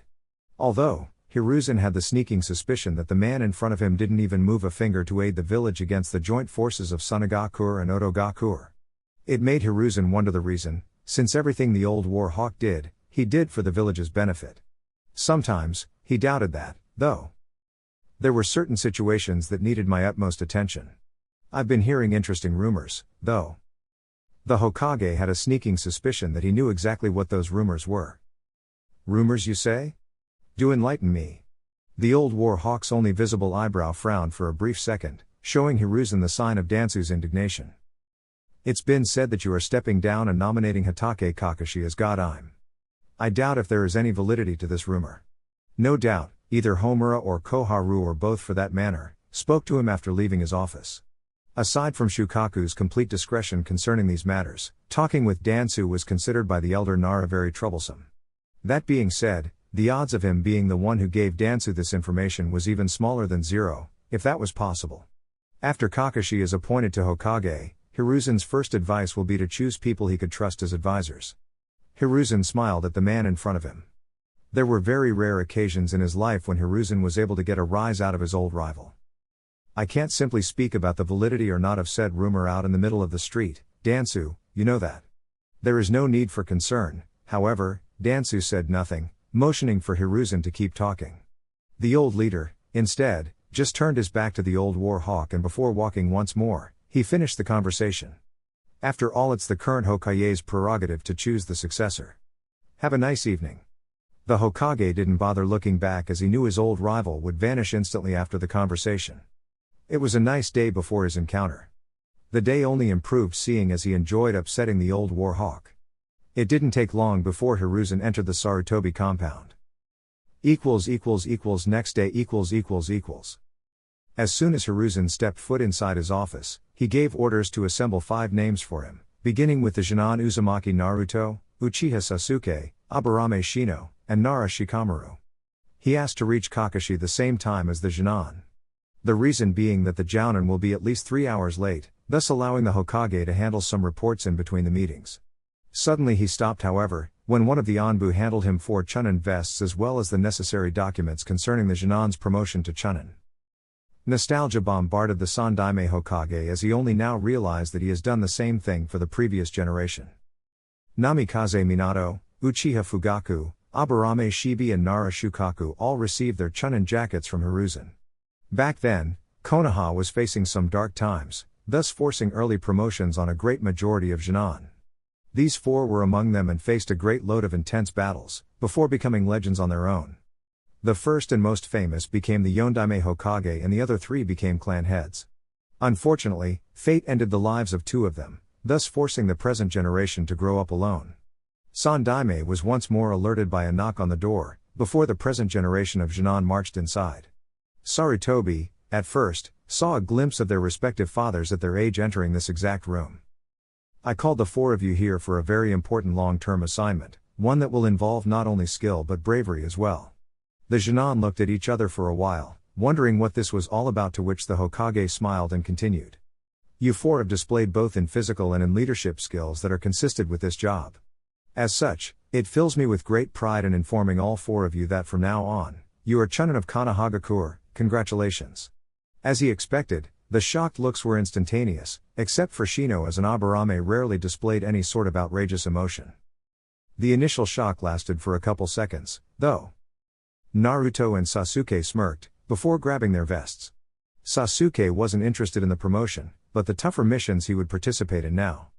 He also realized that he made one step further into being strong enough to deal with his brother. Naruto was pleased because he was one step closer to becoming Hokage. He was giddy in excitement at the prospect of getting stronger by facing stronger foes. Shino, as an Aburame, considered his promotion as pure logic, considering how he performed in the Chunin exams as well as the invasion. Shikamaru just muttered the word troublesome, as both the Hokage and his father expected. Upon lining in front of the Hokage once more, only Shino wasn't using his vest. Wait, what was the meaning of that speech in the beginning? I thought you were talking about a mission, Gigi. Naruto questioned, earning a snicker from the Hokage. I was just merely explaining to you all what will be expected of you 4 now that you have been promoted. The Chunin position requires responsibility above all else. Oftentimes, you 4 will be leading missions either with fellow Chunin or Jonin. Logically, the missions you'll receive will increase in difficulty, but considering the obstacles you faced in the invasion, I'm pretty sure you guys will manage. Congratulations all of you. Now, except for Sasuke and Naruto, the rest is dismissed. Shino and Shikamaru simply turned and left the room, leaving Sasuke and Naruto alone with the Hokage. Now, you 2 will receive your first mission as Chunin right now. You 2 will be going with Jiraiya of the Sannin to help him find Senju Tsunade. Jiraiya will be expecting you 2 in 2 hours at the North Gate. Once again, congratulations to you 2 and wear that vest with pride as you incorporate this village's will of fire. Now, you are dismissed. Hiruzen could see that Naruto was controlling himself and could only ascertain that Anko managed to drill in some manners. Now that he got that cleared, it was time to wait until Kakashi arrived. 3 hours later. The Hokage had just finished today's reports when smoke suddenly gathered in front of him. Kakashi appeared reading his orange book. Sorry Hokage-sama, but a black cat crossed my path, so I had to do a complete lap around the village before coming here. Now it was time for the first trap. Actually, you were right on time, Kakashi. The silver-haired Jounin sweat dropped, seeing that Hokage did everything on purpose. It was quite amusing. First of all, I'd like to inform you that Sasuke and Naruto had already received their vests, before leaving with Jiraiya in order to search Tsunade. Upon hearing this, Kakashi showed a smile of pride for his students. Even if Naruto's promotion was solely because of Anko, he was proud of the blonde. In only 1 month, he managed to cover a lot of obstacles and became a better shinobi. That's good, but you haven't called me here just for this, have you Sandaime-sama? The predatory smile that appeared in front of him, made Kakashi shiver. Right, you are Kakashi-kun. I called you here to announce that I will be stepping down from the position of Hokage and announcing you as my successor. Oh, if only Hiruzen had a camera to record the expression on Kakashi's face. The Jounin's only visible eye widened to impossible proportions and he was babbling like an idiot, repeating the word Hokage like a broken tape recorder. Strangely so, he behaved exactly like his sensei, the Yondaime Hokage upon receiving the news. Chapter 7, Overcoming a Curse. When the sun rose once more in Konoha, Sarutobi Hiruzen's set of measures were announced to the majority. He went public about every choice he had: Chunin promotions, changes to the health care in the village by nominating Senju Tsunade as the head doctor of the hospital, followed by better efficiency in scouting missions. While many would question the man's decision about promoting the Kyuubi brat to Chunin, no one dared to openly oppose, seeing as the brat's efforts in the invasion managed to save the academy from a group of sound ninjas. The boy had also the backing of many elite shinobi and the likes of Hatake Kakashi and the head of the Nara clan, Shikaku. Not to mention the backing of an Anbu captain, who saw his skill with the sword. Hiruzen knew that his last announcement would shock everyone, especially his war hawk rival Dansu. When he stated that he would step down as Hokage and nominate Hatake Kakashi for the job, he had received a load of different responses.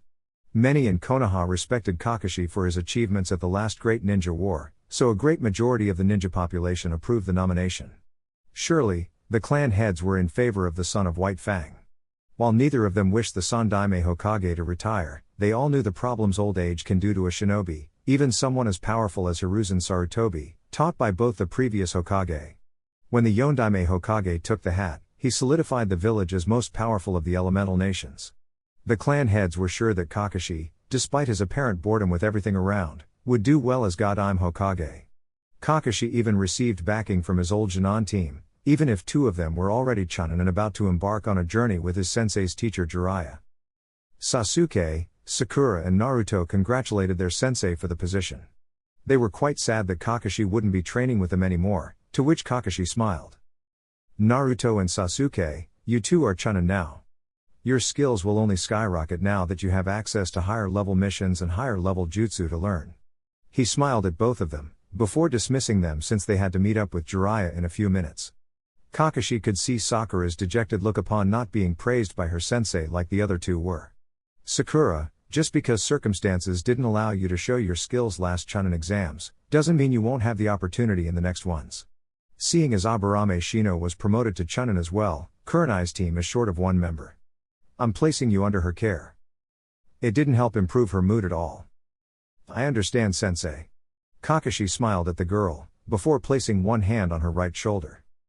Sakura, after seeing your perfect chakra control, I believe you're best suited to become a genjutsu user, and Kurenai happens to be one of Konoha's masters in the field. Thus, I placed you under her care. I know that you will do great and she will be a better teacher to you than I ever was. Also, I was wondering if you would be interested in learning medical ninjutsu?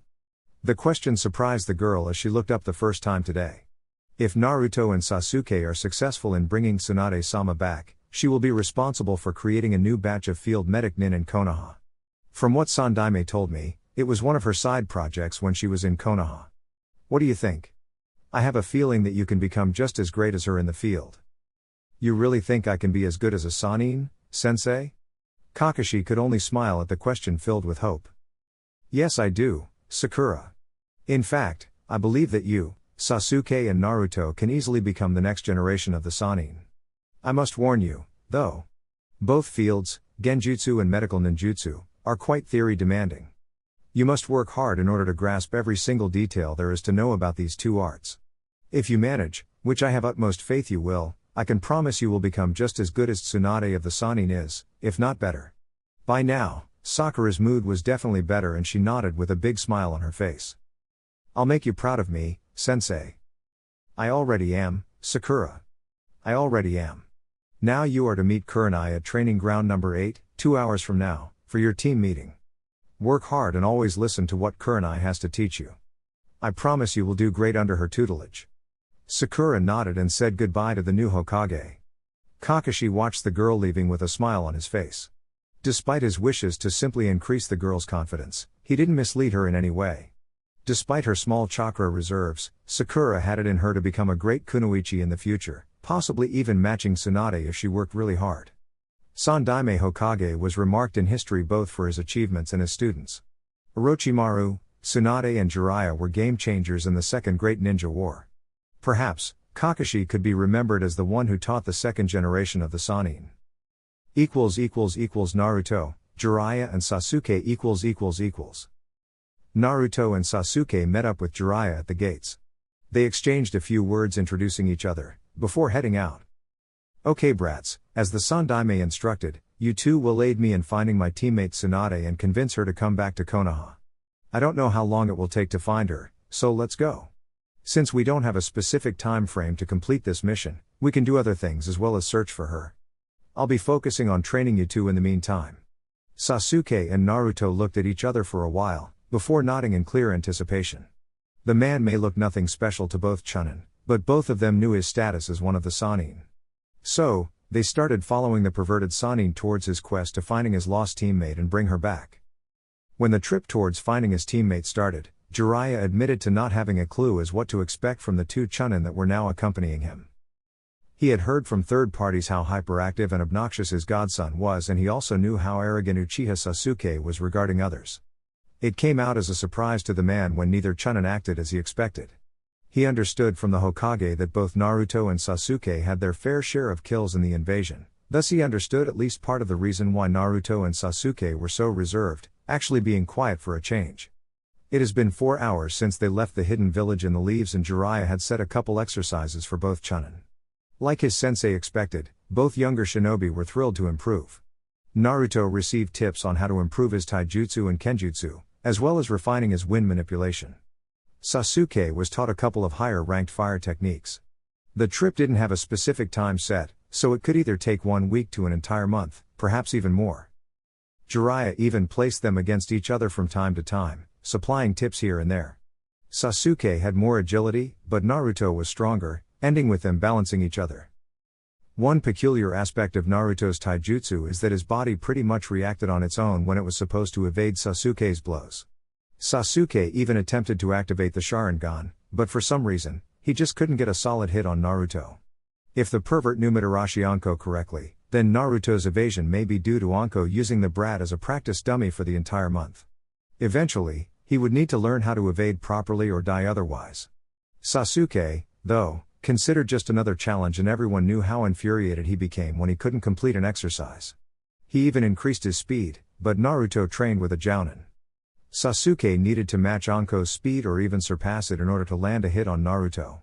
Meanwhile, Naruto was getting the opportunity to practice his taijutsu skills against Sasuke. Granted that the team's Sharingan managed to follow his every move, he knew that if he could face the Sharingan in straight combat, then he would manage to face anyone else with a much improved odds of success. Since Sasuke didn't have a sword, Jiraiya forbade them from sparring using it.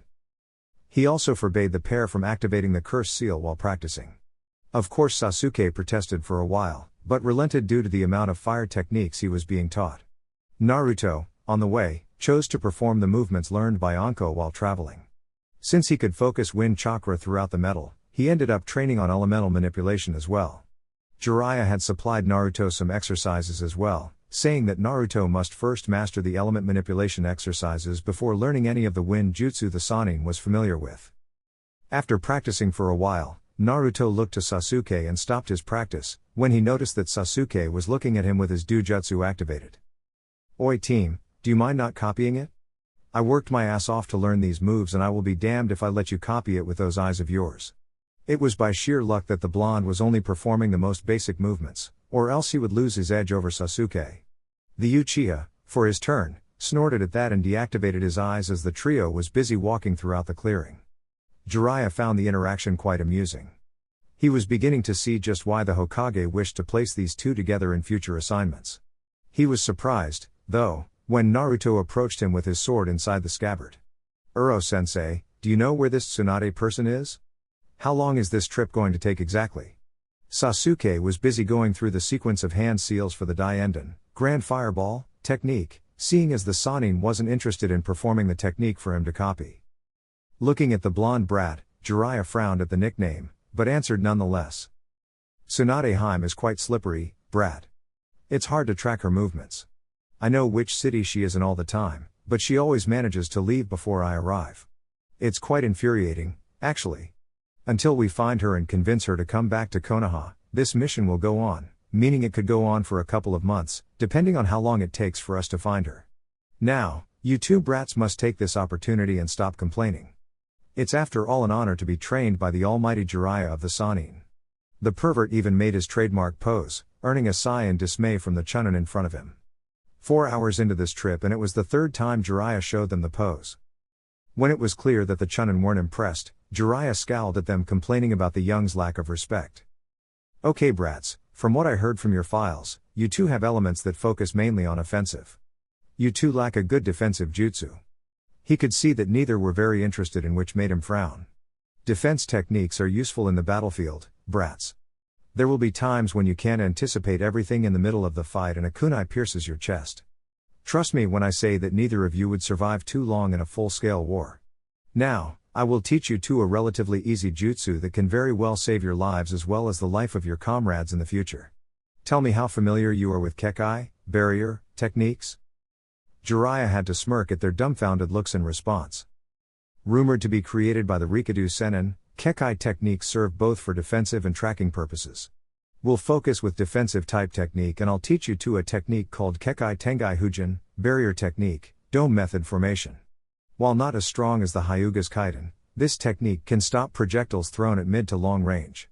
It can stop also projectiles from close range, but it requires a lot more chakra to sustain a considerable barrier.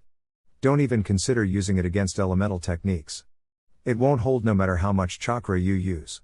If you wish to stop elemental techniques, either you learn water or earth manipulation, the two elements that are better suited for defense. Now, this barrier technique is simple in theory, but hard to master. Simply join both hands as if you're praying and release chakra through every tenketsu in your body at the same time. Of course the first attempts were quite pitiful, but Jiraiya considered that the two had enough training to finish. They would master it eventually, though. In a couple hours' time, they would set up camp for the night. Neither of them was in any rush to find Tsunade and Jiraiya figured that both Sasuke and Naruto could use a little vacation after the invasion. In Konoha . The village was quite busy with the necessary reparations because of the invasion. Shinobi and kunoichi from all ranks were busy going through some chores in order to assist the village in every way possible. That's why two individuals wearing black robes with red clouds were standing on top of the wall that protected the village from its enemies pretty much unnoticed. The big one had a strange object strapped on his back wrapped by white bandages. Despite the bamboo hats covering their faces, the bigger man's amusement was quite clear at the sight before him. Konoha has suffered quite the blow, doesn't it? Oh, how the mighty have fallen. His amusement was even more pronounced when he saw that his partner hadn't uttered a single word upon seeing his homeland destroyed. Let's go. Swiftly vanishing from their position, the two individuals quietly walked inside the village, before dispersing towards the merchant district. Watching them doing it may seem as if entering announced inside the strongest hidden village was nothing more than a walk in the park. However, had they wasted 2 more seconds, both would be caught by the Anbu patrol that appeared where the two men were standing. Their purpose in Konoha was to find a certain shinobi.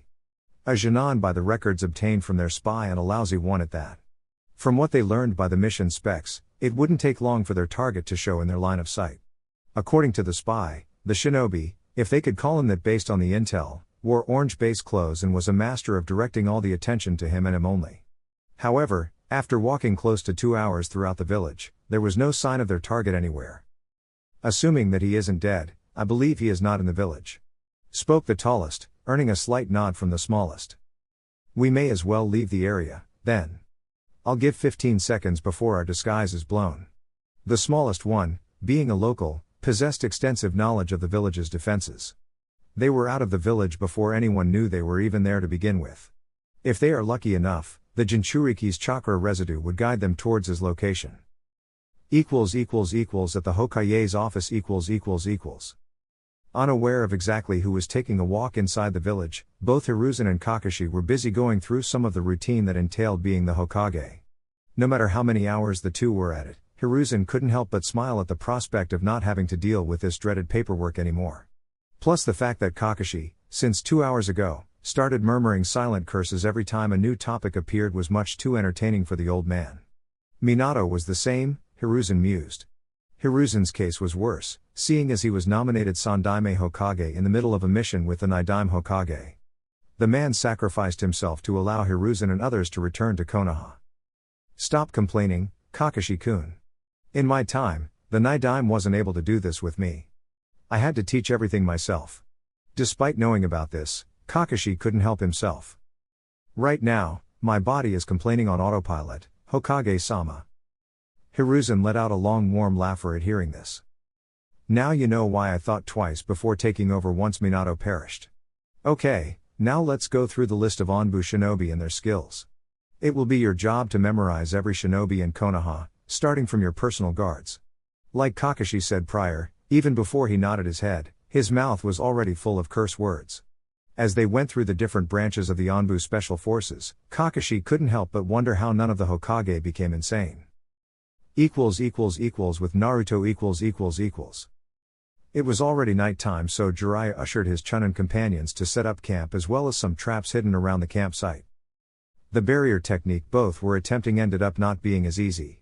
Sasuke had already given up trying to complete it, stating with a bit of arrogance that he didn't need to learn defensive techniques because his Sharingan could pinpoint the attacks on his person. Jiraiya accepted it quite quick, not really seeing himself convincing the pompous Dujutsu user that he should try harder.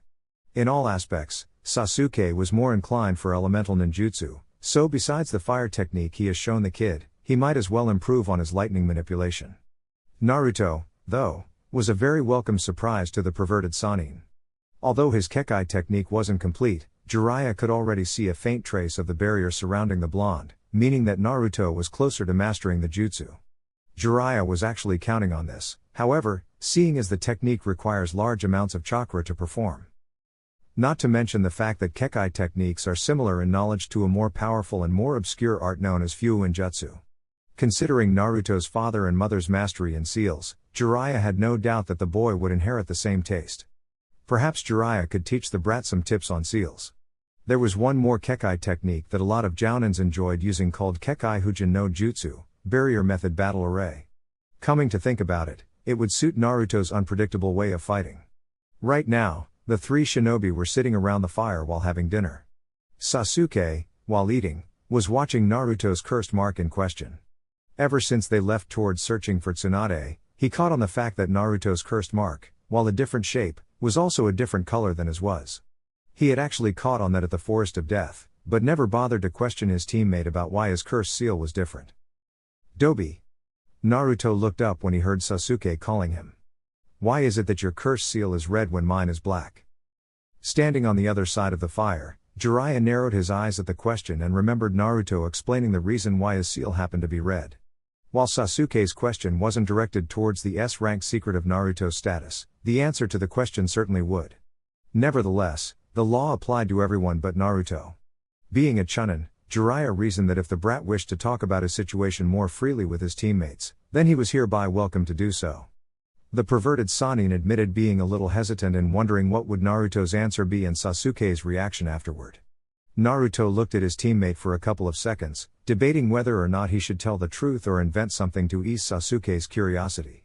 Truth be told, he doubted the team would react negatively to the knowledge and it would actually be quite a relief if he managed to get it out of his system. Being a veteran shinobi, Jiraiya released a small sigh as he realized that Naruto would open up to Sasuke about his situation. A part of him still considered it too soon, though. Before answering your question, Sasuke, I want to know how much do you know about the Kyuubi no Yoko? Sasuke was slightly surprised at the second question, but gave his teammate everything that was written about the attack on the village that happened 13 years ago. After questioning what the Kyuubi had to do with his first question, Naruto sighed and explained. Before I explain the reason of my seal being a different color, I will tell you the real truth of what happened 13 years ago. Sasuke's eyes were narrowed immediately, pretty much demanding an explanation. The academy taught us that the beast was destroyed by the Yondaime Hokage at the cost of his own life, correct? Only that was only the partial truth. The Kyuubi is nothing but a highly condensed and I dare say unlimited source of chakra.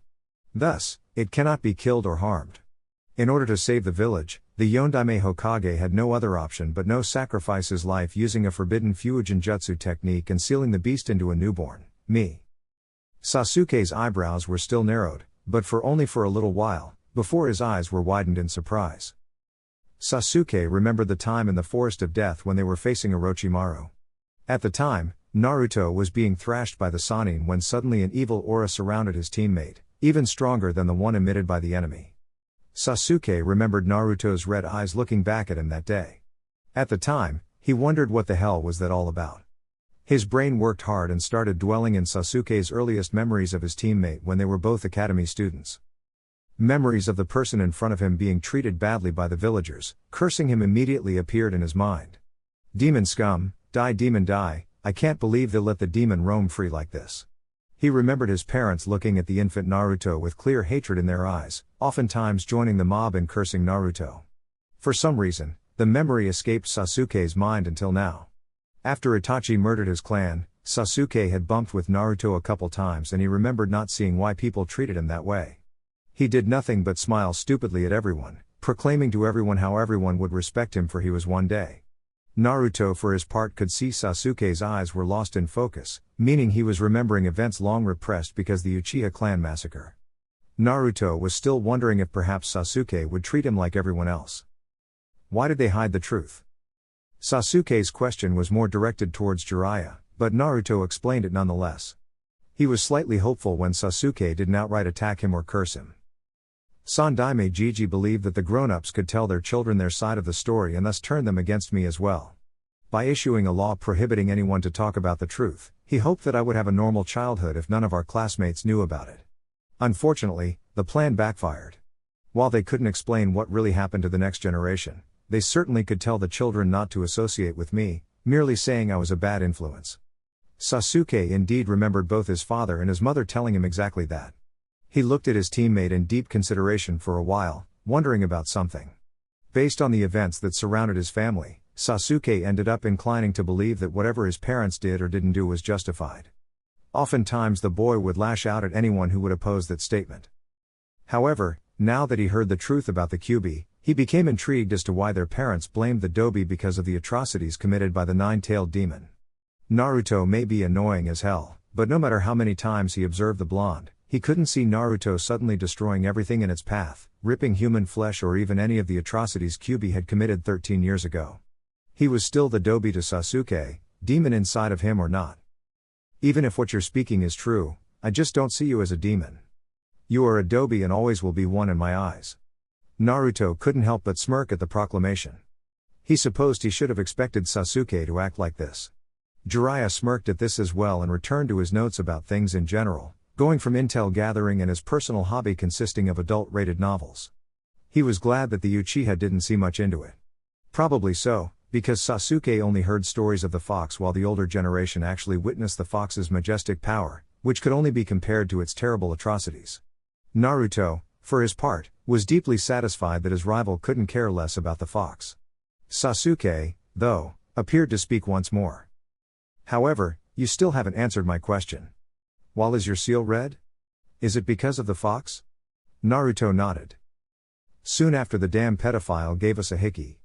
To this, Jiraiya started laughing and Sasuke shuddered. I'd lost consciousness and was immediately inside my mindscape meeting with the beast for the first time. The seal, back then, while different in shape than yours, was also black. According to the fur ball, he could sense that while the seal contained a lot of power, it also contained an attachment to its creator, which the fox believed that Orochimaru could use it to control us in the future. After stating this, I saw the fox's red chakra traveling to the seal engraving and mixing with the black ink. When I looked once more, the seal was red, and according to the fox, Orochimaru's control over me was extinguished, leaving only the power that comes from the seal. Sasuke was deep in thought over this. He wasn't one to refuse power when someone handed it to him, but he wasn't very thrilled about being manipulated by a snake. I may be crazy about even asking this, Dobi, but can the fox do the same thing to mine? Both Naruto and Jiraiya were immediately uneasy with the sudden question. Kyuubi's chakra, I was told, was corrosive to others, hence how many people died just by being close to the damn beast. I'm immune because the bastard is currently paying rent. Before Naruto could finish his explanation, he suddenly heard a deep and menacing growl emanating inside his head. He closed his eyes for a moment, startling both Sasuke and Jiraiya, the latter already considering his alternative if Kyuubi attempts to escape from Naruto. When his eyes were opened, they were startled to see red eyes instead of blue and a red energy cloak surrounding Naruto's body. Jiraiya was about to move forward and deal with Naruto when the brat spoke in a calm yet deeper voice than usual. Kyuubi said he could grant you this favor, but the procedure is quite painful. He even smirked when he said so I would think twice about it. The Uchiha snorted. Unless it kills me, I'm not worried about pain if it means I'll get stronger. Just do it already. Jiraiya watched the exchange carefully. He now realized the two Chunin were treading a dangerous path right now. He could stop this from happening, but if Naruto was right and he managed to rid Sasuke of Orochimaru's control, the Sannin would lose his battle in acquiring the Sharingan. He was gambling big here, and he knew that should anything happen to Sasuke, he would be the one to blame. He watched as Naruto focused all the Kyuubi's chakra in just his 2 fingers and approached the black curse seal of heaven located in Sasuke's neck. He could attest that despite his bravery, Sasuke's face was filled with sweat. No doubt, it was due to being around the fox's concentrated chakra. It is after all filled with malice and hatred, hence why it's so hard to be controlled. When Naruto's fingers touched the seal, 2 things happened at the same time. The red cloak enveloped Sasuke's entire body, and because of the fox's chakra being corrosive, Sasuke felt as if his body was literally combusting. In between all the pain, Sasuke couldn't help but snarl as he focused all his hatred for Itachi in order to withstand the pain. Naruto and Jiraiya could see the seal going from black to red. The Uchiha screamed in complete agony for 5 minutes, before fainting on the ground because of the unbearable pain. After making sure that the Uchiha was comfortable, Jiraiya and Naruto returned to the fireplace. The pervert was pretty relieved that nothing bad happened to the Uchiha, or else his sensei wouldn't stop blaming him for it. Looking at the conscious Chunin eating from his bowl, Jiraiya figured that now it would be the time to teach the boy his father's prized technique, the Rasengan. Jiraiya considered telling Naruto the technique before, but he realized that perhaps Sasuke would like to be taught as well. This technique was meant to be passed to Naruto as it is his inheritance. Smiling, the Sannin grabbed a small scroll and approached Naruto, who had finished eating dinner. After you finish dinner, I'll teach you a very powerful technique. The boy nodded, all too eager to learn new techniques. Awesome. I think I almost getting the hang of the Kekai technique. For some reason, though, I thought it would take much longer. Now, what is this technique about? Naruto asked, before Jiraiya merely smirked and extended his right hand and opened his palm.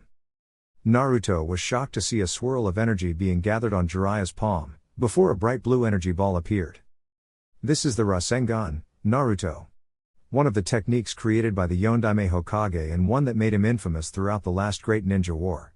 Because of your chakra capacity and the fact that you excel in close to mid-range fighting, this technique is perfect for you. However, unlike all the other techniques I've taught you so far, to learn the Rasengan, it will take a long time for you to use it efficiently. Jiraiya smirked as the blonde looked at the swirling ball of energy in utmost fascination. He was glad the brat wasn't asking questions as to why Jiraiya was teaching him one of the Yondaime's techniques like he did when Jiraiya offered him the summoning contract for the toads. Naruto worshipped the Yondaime Hokage the most, so anything even sort of related to the man himself would completely catch his attention. When Naruto's attention went back to Jiraiya, the pervert began instructing Naruto about the first steps necessary to learn the technique. While training, none of the two could ever foresee that in Naruto using the fox's chakra in Sasuke, it ended up changing everything in the Uchiha's life. Inside Sasuke's dream . Ever since the Uchiha massacre, Sasuke Uchiha rarely managed to have a peaceful sleep. Every time he closed his eyes, the image of his brother killing his family tormented him to no end. The thing about Sasuke's nightmare is that it's just a repetition of what already happened, not some unjustified fear or even something that was fabricated by one's mind based on these fears. That happened to be one of the reasons why the boy was cranky pretty much every day. He didn't know what Itachi did to him, but every time he closed his eyes, the same nightmare appeared. Strangely so, after he succumbed to the pain of receiving a tiny bit of the fox's chakra running through his system, his dream was different. It started pretty much the same. He would open his eyes and see his father and his mother having fun inside their house. However, while first Itachi would appear and slaughter them, now Sasuke was seen walking on the streets with his parents, when a mob finally appears up ahead. When the Uchiha family goes to see what is happening, Sasuke is surprised to see Naruto surrounded by people cursing him, calling him all sorts of names. He could see a strange shadow below the blonde, of 9 tails swirling around each other. What was strange was how Naruto was taking all this. It was a look he rarely saw in his teammate. Scratch that, it was a look he had never seen his teammate. Naruto was quiet, looking at the mob with his eyes narrowed as if he was expecting someone to attack him any time. Somehow, Sasuke couldn't believe that this Naruto and the one he knew were the same person. A part of Sasuke told him that he was accustomed with seeing Naruto smiling like a goofy idiot all the time, hence why seeing a different behavior was strange. However, something in Sasuke was telling him that perhaps Naruto, the real Naruto, was standing in front of him, looking at everyone surrounding him as if they were the enemy and he was the one surrounded. Sasuke watched as the mob of villagers did nothing but throw curses at Naruto, some even threatening to throw rocks at him just for being there. Sasuke looked at his mother and father wondering if they shouldn't do anything about this, seeing as his father was chief of the police force. Strangely so, Sasuke could see a smile from his father. He could see that Fugaku was enjoying how Naruto was being treated. Sasuke's mother was as well. Suddenly, a small fire appeared inside Sasuke's brain, representing a small and quite intriguing thought. If what they say was true and Naruto was the fox incarnated, then why was the Dobi simply standing there not doing anything against this hatred? Why wasn't he fighting back somehow? Sasuke was surprised when Naruto suddenly looked straight at him and smiled warmly at him. Naruto, then, simply turned his back to the mob and started walking away. If he was the fox, no doubt he would not let this treatment slide and would have attacked them all. The image now faded and Sasuke now saw himself seating in front of a nice stream that was located near his house.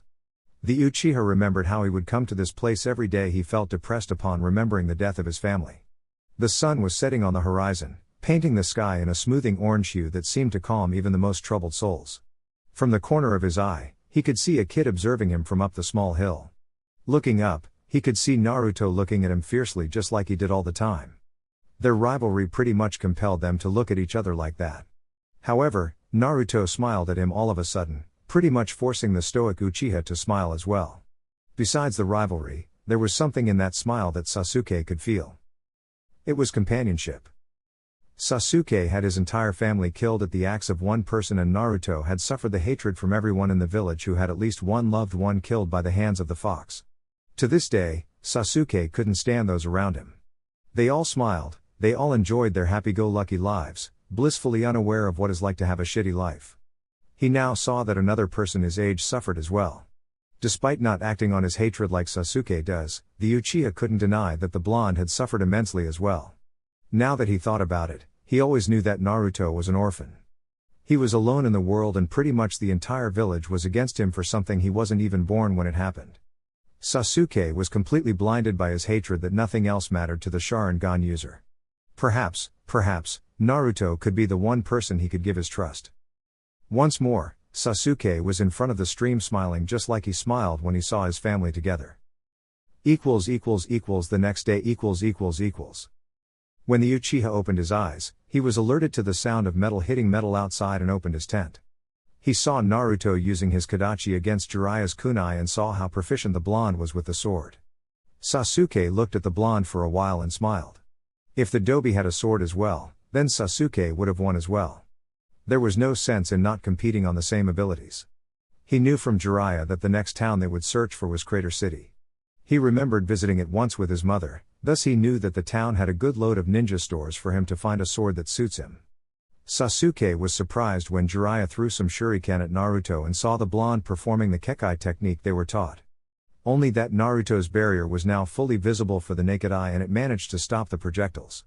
The usual wave of jealousy of seeing the Dobi outdoing him wasn't there anymore, or at least wasn't making him angry. There were skills that Naruto possessed that Sasuke couldn't hope to match. Also, there were skills that Sasuke possessed, that Naruto couldn't hope to match as well. Their rivalry was to see who managed to win in a full-out battle, with Sasuke using his tricks and Naruto using his own. After Sasuke told the two that nothing happened to him, they packed their bags and marched towards the next city. Once they arrived in Crater City, Jiraiya showed a photo of Tsunade to the Chunin and told them to look around. Meanwhile, he would be visiting one of his contacts. Naruto looked at the man, leaving a happy smile on his face, and imagined just what the pervert was craving for. He looked at Sasuke and could see something new in the boy. His shoulder was slightly more relaxed and the Uchiha's face was more at ease. They started walking around town, and surprisingly so, Sasuke ushered them to a few ninja stores, saying that he needed to purchase a few items. After entering a couple of ninja stores, the Uchiha left with a completely changed wardrobe. He replaced his black shorts for black Onbu-style pants added by kunai holsters attached to his thigh. He also acquired some dark blue short-sleeved shirts and fishnet shirt to go beneath the blue shirts that happened to possess the Uchiha clan symbol on the right sleeve. Naruto found it strange that Sasuke looked at some swords in the stories, but didn't purchase any of them. "Oi team!"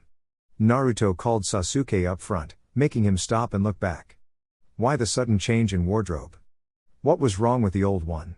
The Uchiha just shrugged, though. "Nothing wrong, Dobi, just figured that I need to change some things, that's all. Now I need to find a suitable sword for me as well." Something was definitely strange. "What was wrong with the ones you saw at the stores?" Sasuke snorted at the question and resumed walking. "Those were fine, but I need something else than just a sword. I remember my father telling that there were swords out there that were forged with chakra-conductive metal." Naruto found it surprising that it was the first time Sasuke ever said something about his family that didn't mean killing his brother or resurrecting his clan. The Chunin walked some more, before Sasuke stopped in front of a store that lacked the proper advertising instruments. The store was plain. No products were displayed up front. For some reason, Sasuke felt that this was the store he was looking for. Once he got inside, the Chunin frowned since they couldn't see any product inside. They only saw a balcony in the middle of the store and a man dozing off inside the balcony. The man was relatively short to be called a man. He wore a white kimono and black sandals. He was snoring, showing his customers that the lack of audience in the store made him sleepy. As far as first appearances, this store wouldn't be approved. When Sasuke cleared his throat, the store owner opened one eye slightly, wondering who the hell would wake him up. He could see two individuals, one blonde and one with black hair, looking at him. He could see the Konoha insignia and immediately shot up from his bench. "What can I do for you two?" Naruto immediately frowned. In all the stores, the vendors had a huge smile on their faces so that the customers would buy their products. This guy asked as if the customers were bothering him. Sasuke merely smirked, though. "I was looking for a sword and I was hoping to check your merchandise, sir." The store owner grunted. "What makes you think I even sell swords, young man? As you can see, there is nothing here." Now Sasuke was smiling from ear to ear at his question. It was the very same reason why he was interested in the shop. "There are lots of them hidden inside a genjutsu, I just didn't release it because it's not my store." Naruto was surprised immediately and so was the owner. However, the owner was even more surprised when Sasuke's eyes morphed into the all-famous Sharingan. The store owner smirked at the boy in front of him and deactivated the genjutsu immediately. Rows after rows of fine weaponry appeared throughout the shop. Naruto was immediately drawn to the weaponry displayed in the shop, seeing one by one while marveling at its quality. Grabbing a katana, he was amazed at how light it was compared to its quality. Sasuke, though, simply stayed with the vendor. "I wish for you to forge me a new weapon, can you do it for me?" The vendor nodded, but wanted to clarify something.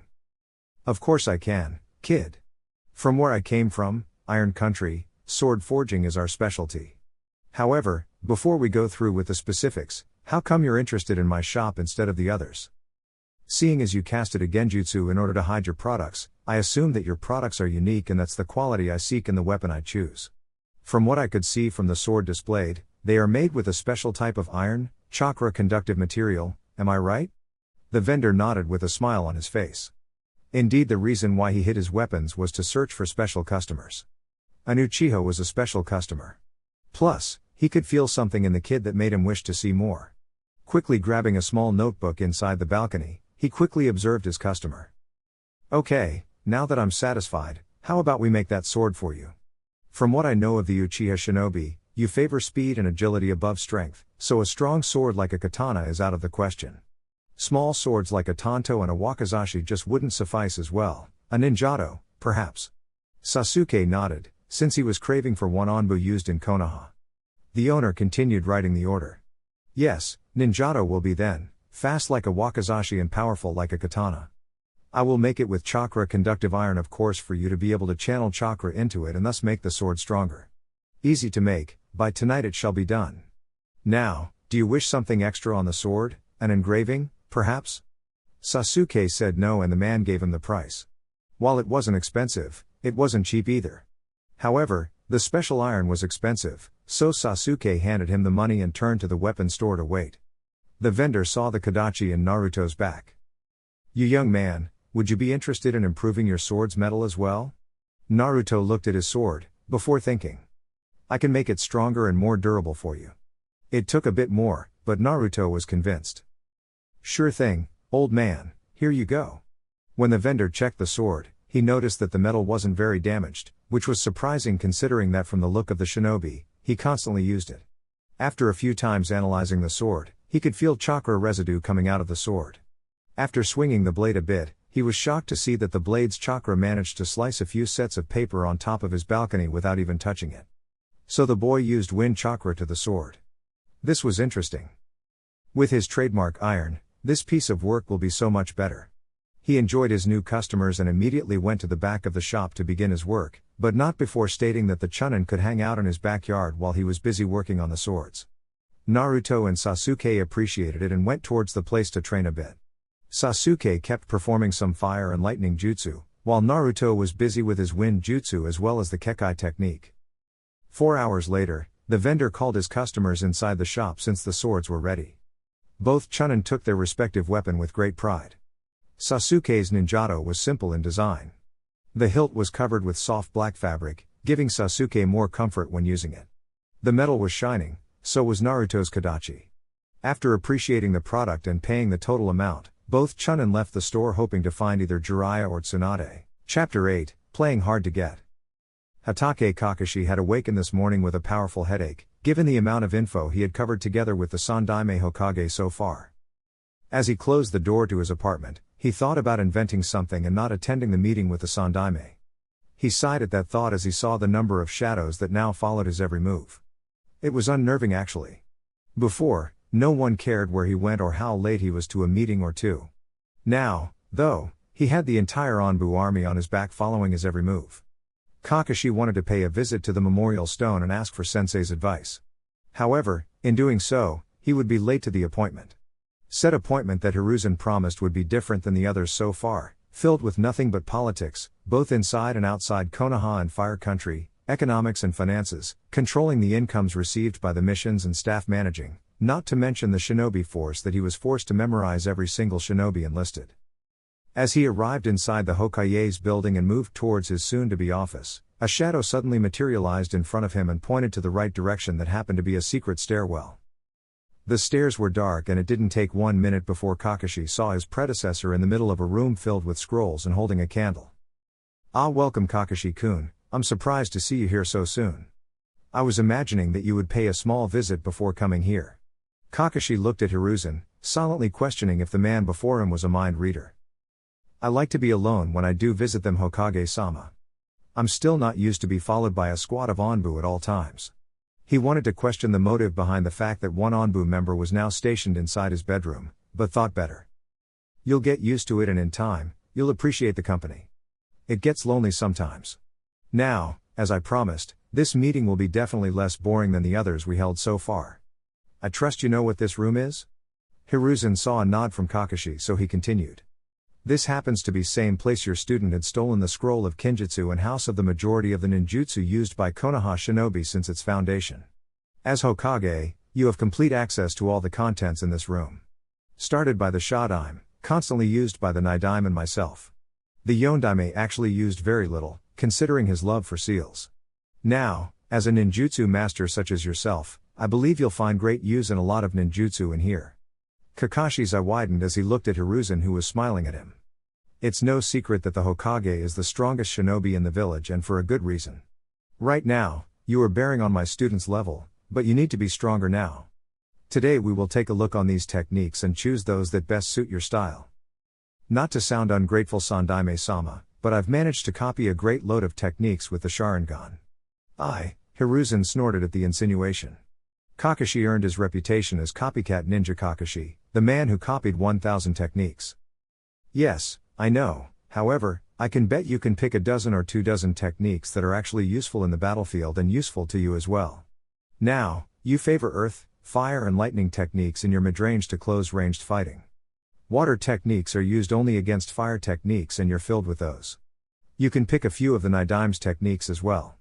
Kakashi saw Hiruzen walking towards the aisles and smirked. Perhaps he could use the knowledge in this room and better protect the village and a certain blonde-haired Jinchuriki from his enemies.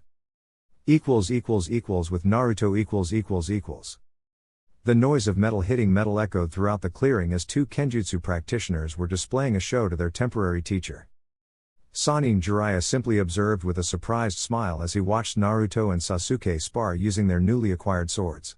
He was pleasantly surprised when he next saw the change in Sasuke's posture and how he got to smile more often when around Naruto. Even their spar was different. Before, each time they fought, both were always aiming for simply winning the fight, not at all caring if the loser was hurt or damaged or even killed for that matter, judging by the way they fought. Now, even if both were fighting with deadly weapons, it was clear that neither was actually aiming for vital points. Sasuke had his Sharingan activated as he parried blow to blow with Naruto, who was still struggling to match Sasuke's pace. The Sharingan allowed Sasuke to be one step ahead of Naruto's every move, and the Uchiha was quickly adapting his body to the information given by the accursed Dujutsu.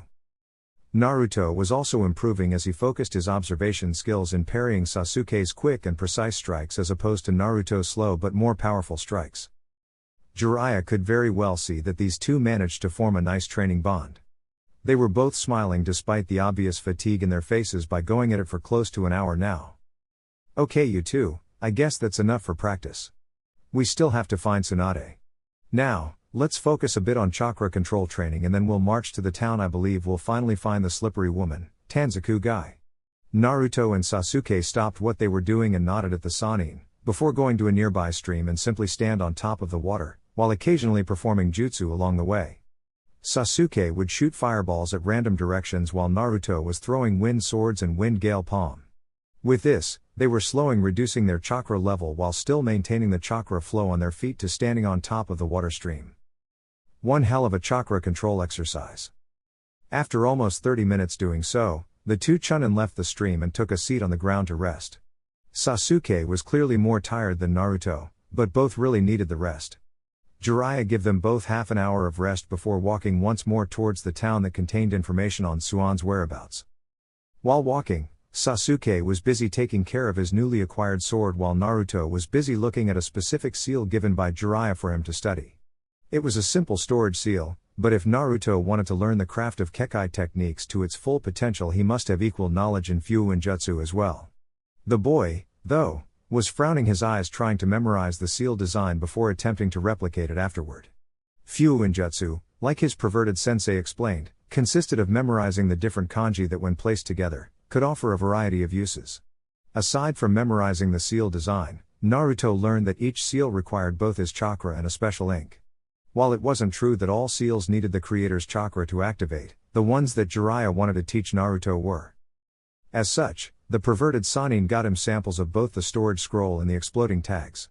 When Naruto got the hang of these two, Jiraiya would teach him the ones that when applied together, form special barriers, thus reaching Naruto's future area of expertise. Surprisingly so, Sasuke wasn't much interested in the art of sealing by stating that it would take too long in the middle of the battle to make one. Indeed, it was, and Jiraiya wouldn't waste his time stating the obvious. There were some advanced shinobi like the Yondaime Hokage that could apply seals faster than the eye could blink and the enemy wouldn't even be aware of it. The pervert wasn't going to waste time convincing Sasuke otherwise. The kid had enough material to work on with 2 elements and sword fighting to master. Naruto, however, needed as much aid as possible against the ones who were after him. They continued to walk for a few hours, before the town of Tanzaku-gai was visible in the horizon. Looking at the sky, The pervert was relieved since it was almost getting dark and he wasn't thrilled in having to camp so close to the city. In Konoha . When Haruno Sakura started working with Team 8, because Shino was promoted to Chunin, she thought that like her old team, it would take a long time to get comfortable with her teammates. Certainly, being stuck between fierce rivals such as Uzumaki Naruto and Uchiha Sasuke wasn't child's play, but it was the only team she had so far. Her expectations were surprisingly ruined as she got to know her new teammates. Kiba was kind of like Naruto in his brash behavior, but he was a nice guy once she got to talk to him. Hinata was extremely shy, but it was nice to have a girl to talk to from time to time. Also, her new sensei Kurenai was a welcome surprise, compared to her old sensei, who was now the god Hokage. Kakashi's approach usually focused on teamwork exercises and chakra control. However, he usually tended to wait for his genin to come forward and ask questions on where to improve. Kurenai's was different. Her ability was genjutsu. As such, she focused on skills that, when added together, allowed someone to be a genjutsu user or at least able to overcome higher level illusions. Heavy chakra control exercises, chakra disruption techniques and even advanced theory of the field of illusions that left Sakura baffled. Taijutsu was also focused, but Kurenai would parry the genin against each other for that. Since both Kiba and Hinata came from families that relied mainly on taijutsu, they were just as good as Sasuke was. The difference was that Sasuke wasn't interested in helping her, whereas both Hinata and Kiba had given her many tips. Ninjutsu was placed last in Kurenai's agenda of what to teach, aside from the 3 taught at the academy. According to the Jounin, a shinobi must first master the basics forms of combat such as taijutsu and projectile throwing. If Sakura wanted, though, she could train ninjutsu as a side project. Sakura was enjoying her training just the way it was, though Kurenai seemed to have taken a special interest in teaching her. She had a nice tracking team in Shino, Kiba, and Hinata. However, her teaching to them was restricted because of their families. Sakura not only didn't have this limitation, but was also a quick learner. She enjoyed studying and had even learned a couple of C-ranked genjutsu techniques that Kurenai created in almost record time. Kurenai also concurred with Kakashi that Sakura's chakra control was adequate for learning medical ninjutsu and was even researching on some more advanced methods to teach the girl. Right now, the team was returning from a C-ranked mission that consisted of protecting a merchant while he was doing business close to Fire Country's capital. Considering the last C-ranked mission Sakura was in, this one was a breeze. Practically nothing happened, aside from a stupid thug who thought he could steal from them. She imagined that had Naruto participated in this mission, he would be complaining about not doing anything. Tanzaku Gai . As soon as the Konoha ninja crossed the gates of the city, the sky began to change its color and the moon was threatening to appear on the horizon. The lights were already illuminating the crowded streets and many vending machines sprawled all over the place, giving to its visitors the very intention behind everything around here. Tanzaku Gai was in all essence a tourist paradise in Fire Country. Filled with bars, pubs, casino dens and even whore houses, the place wasn't considered suitable for children. The only reason Naruto and Sasuke were an exception in this place was because of their headbands. However, the atmosphere was not what both boys were expecting. Naruto even had to close his nose as he sensed the strong smell of smoke and alcohol lingering in the air. Sasuke appeared not bothered, but he wasn't faring well either. Jiraiya noticed it immediately and smirked at the teenagers. Even if being ninja gave you clearance to these sorts of places, the first time around is always the worst. Relax the both of you, I know a nice little hotel here that's far from all of this, come. Naruto snorted at that, though as he followed the no-good pervert. Ha, I bet you know a lot more about here than nice hotels to stay, stupid Uro-senin. The last part was whispered, but Jiraiya heard and reacted exaggeratedly offended at the insinuation. Are you insinuating that I am nothing but a pervert? Jiraiya even made a pose to go along with it, before Naruto exchanged eyes with Sasuke for a while. They both turned to the Sannin at the same time. Yes. You are. Sasuke was the one that spoke first, though Naruto started 1 second later. Wrong the both of you, I am a super pervert. Both Chunin sighed since they have heard the same thing all over again. Jiraiya now smirked at them, before pointing the hotel. Now, that's the hotel I was talking about, get in there and book 2 rooms, one for me and the other for you too. The Chunin took a look at the place and thought nothing of it. It was a beige 3-floor house and it appeared to be frequented by normal people on top of things. They turned to see the Sannin marching backwards with a lecherous smile on his face. He stopped, though, only to turn and address the two youngsters. If you too feel like wandering around and search for Tsunade, feel free, but be careful. This city is filled with people wanting nothing but trouble. Once he was gone, the Chunin booked the 2 rooms and marched outside for a quick look around. Minutes later, the boys were back at the city center where everyone was busy indulging their desires in open space, with no shame whatsoever. This time, though, the Chunin were more accustomed to the images and kept walking around. They were passing by a rather large restaurant window and briefly looked inside. It was Sasuke who looked further inside and saw their target seating on the closest table to the kitchen together with a brunette wearing a purple kimono. It appears that we found her, but the damn pervert is far away. He is her teammate. Naruto nodded. We should at least follow her and see where she's staying so that we can warn him. Sasuke thought about it and thought it was a good idea. Little did he know, though, that Tsunade was barely starting with the sake and wouldn't come out of the restaurant for at least another 3 hours. By the time she got out, Sasuke slightly opened his eyes from the building in front of the restaurant and kicked the already snoring Naruto. The Chunin followed them from afar and saw her entering the same hotel that they were using it. Now it was just a matter of waiting for the pervert to arrive and tell him the good news. With Tsunade . When the sun rose the next day and illuminated her room, Tsunade complained with a snarl while massaging her head to keep the hangover from increasing. It was times like these that she questioned why she had to drink so much. She asked that question every time she had a hangover, but she would be damned if this thought alone would stop her from drinking all over again. Looking to the bed next to hers, she saw her companionship since she left Konoha almost 20 years ago. Shizune was Dan's niece. Thus, every time she looked at her, Tsunade couldn't help but see that little girl pestering her and her lover Dan to take her to the playgrounds in Konoha. Tsunade's nostalgic smile soon dropped once she heard someone knocking on the door yelling room service. The woman immediately found it weird since the only one who could have ordered it was still asleep. Placing her green robes, Tsunade went to open the door, before her eyes widened at who actually was. Hello there, princess. Jiraiya saluted his ex-teammate and only received a groan in response from the slug Sanin. What are you doing here, Jiraiya, and how the hell did you find me? The perverted Sanin smirked. I thought you had more faith in my skills as a spy master, Haim. Now, how about I pay you breakfast? I have a few things I wish to discuss with you. It wouldn't bode well for his pride that it wasn't him who found the woman, but the Chunin under his charge. He was busy getting wasted inside a brothel, with the excuse that he was collecting information on her whereabouts.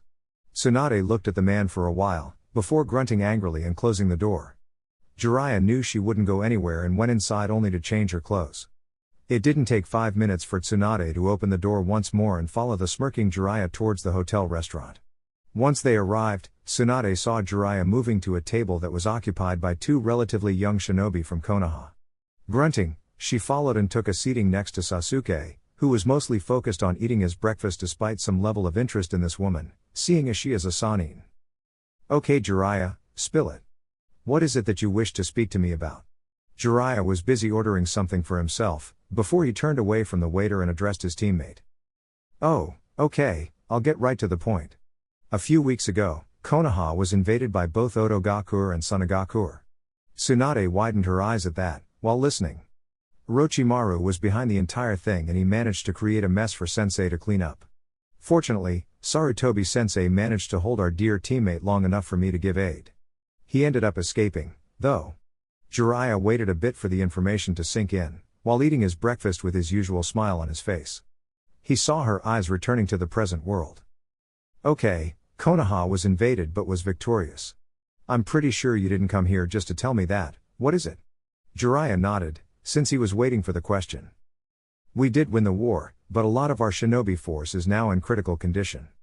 The village is now lacking in the medic nin department. As such, Sensei issued an order for you to return and run the village's medic department. As expected, the woman went from aloof to angry in one go, before a great level of killing intent was released, making the Chunin tremble slightly. If there was any doubt about Tsunade's skills as a Sanin before, now they were convinced. Both Sasuke and Naruto thanked the heavens that said intent wasn't directed at them, but Jiraiya. He, though, just kept his gaze at Tsunade, not fazed by it. How dare you? How dare Sensei, thinking he could just order me back? I'll never return to that place, Jiraiya. Memories flashed inside her mind of her 2 loved ones perishing because of the war. Please Tsunade, please reconsider. Sensei wouldn't have called you back if he didn't think it was necessary. It was irrelevant, apparently. The woman was always stubborn like that. Actually. Drop it, Jiraiya, I won't return to that village. I just lost too much. Jiraiya immediately tensed, hoping that Tsunade hadn't heard the distinguished sound of a snort coming from another person next to him. He sighed, though, seeing Tsunade's eyes narrow even further before turning to the one who dared judge her actions. She turned to the black-haired kid and noticed in his eyes the lack of respect that someone of Tsunade's status was used to receiving. She knew though that it wasn't him who snorted at her comment, but the fierce blue eyes that kept on staring her incredulously next to the black-haired kid. "You've got something to say to me, you brat?" By the look in her eyes, anyone would think twice before speaking their mind, but not the blonde Chunin who was matching her eye to eye. "I'm just surprised to see a member of the Sannin behaving like a coward." Jiraiya's blood ran cold at the speech and he saw the look of pure fury in Tsunade's face, but Naruto wasn't finished. "You just heard from Uro-Sennin that there are lots of injured people from the invasion. Injured people whose life hangs on the balance because the only one who could treat them and save their lives is busy running away from whatever fate happened in her life. I know people in Konoha who have suffered as well, but are still there fighting for what he or she believes. I, for instance, was born hated by the entire village and ostracized by everyone because of something I couldn't control." Naruto looked at Sasuke for a while, earning a nod from the Uchiha. Sasuke here had his entire family murdered by his own brother. Our sensei Kakashi had lost everyone in his life and is now nominated Godime Hokage. Please tell me, lady, why do you think your pain is any worse or any different from the rest of the world? The fact that Naruto was trembling made all the difference in his speech, and for the first time, no one berated him for speaking out of line. Tsunade, though, was furious at this brat for what he said. A rational side of Tsunade couldn't help but agree with him. However, she has spent too many time running away to be swayed so easily. He was nothing but a kid, but the fire she saw in his eyes gave merit to his every word. The kid wouldn't back down, and if what he said was true, then he had every right to question her pain.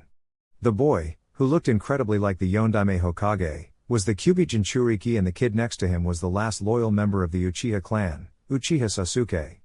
Both were now looking at her with similarly fierce resolve. Jiraiya slightly smirked at Naruto's words, but saw that he needed to run some damage control. "Tsunade. Drop it, Jiraiya." She then turned to the blonde Chunin.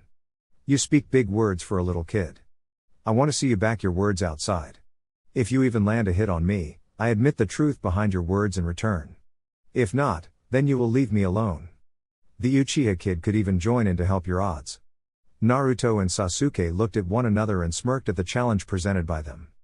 Jiraiya couldn't help but sigh for perhaps the 1000th time already. He didn't know if he should allow such a fight to happen. Tsunade could kill them after what Naruto had said to her. Come to think of it, though, with both Sasuke and Naruto, the odds aren't totally against them. There was something else though, he mused. There was this look on her face that something changed after Naruto's speech.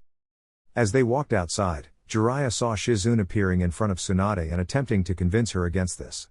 Right now, it wasn't a match of whose side would be victorious.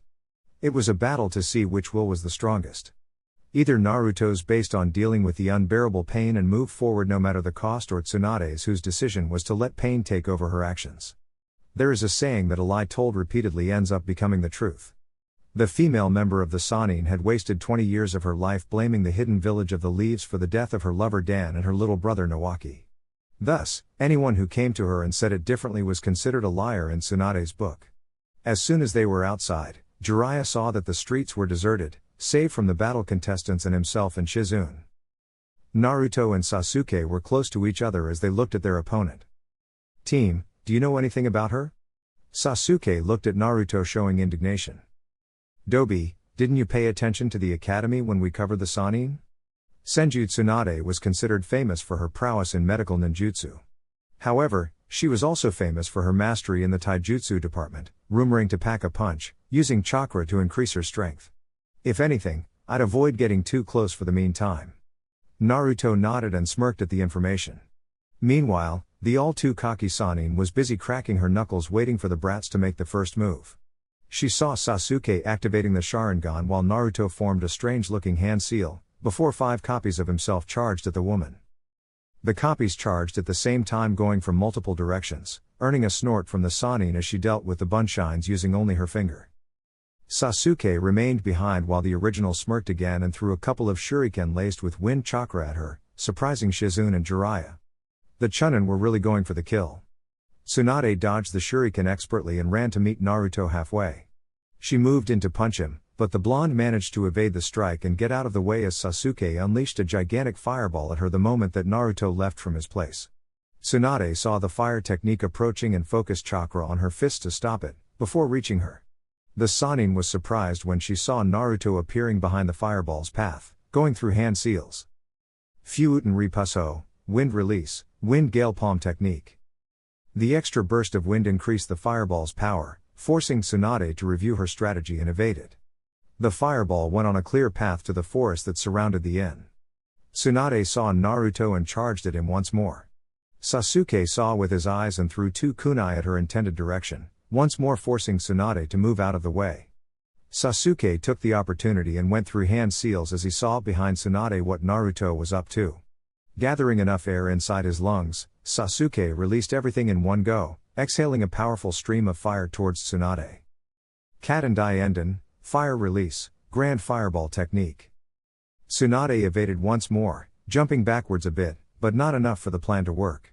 He went through hand seals once more, taking the window of opportunity. If she moved from her position, then both Sasuke and Naruto would need to change strategies. While doing the hand signs, both his hands were busy gathering lightning energy. This attack was considered more agile than his usual fireballs, which would force her to move backwards quickly. Raiden Rakurai, lightning release, thunderbolt technique.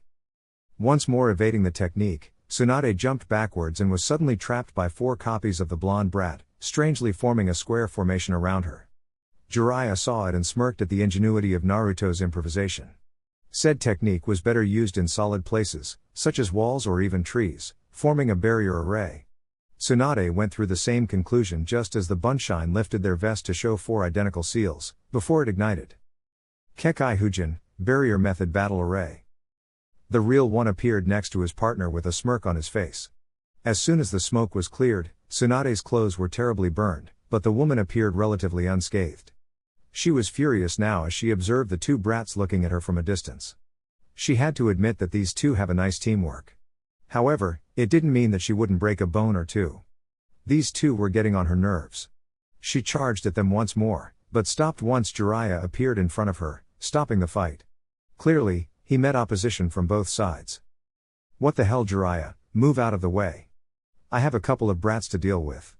Jiraiya looked at his teammate with a serious expression on his face. You said it yourself that if they hit you once, you'd go back with us. You had to use your arms to shield your face from the explosion. Tsunade snarled at the man and the brats who right now were smirking at her, thinking the obvious conclusion, that she would admit defeat and return to the very place who scared her life for eternity. Jiraiya was waiting for her response. Whatever, I ain't coming back and that's final. You can't force me to do anything. Her answer surprised Shizune, Naruto and Sasuke but not Jiraiya. He was beginning to understand Naruto's words now that he looked more closely. Tsunade ignored Naruto's shouts calling her coward and untrustworthy as she walked away from the location. Shizune hesitated a bit before following her master, not before apologizing to everyone for her master's actions. Sasuke didn't care much about it and snorted at the woman's cowardice action. Naruto stopped shouting obscenities to the woman as soon as her image disappeared. Jiraiya just remained looking at the direction that his teammate left, before turning to the Chunin behind him. You 2 are to wait for me back at the hotel, I'll go and talk to her once more. Feel free to do some training if you wish. He turned once more and casually walked, leaving Sasuke and Naruto alone. The blonde Chunin clearly was frustrated at the turn of events, even if he and Sasuke totally kicked ass in his right mind. He saw Sasuke turn and walk back to the hotel and quickly followed.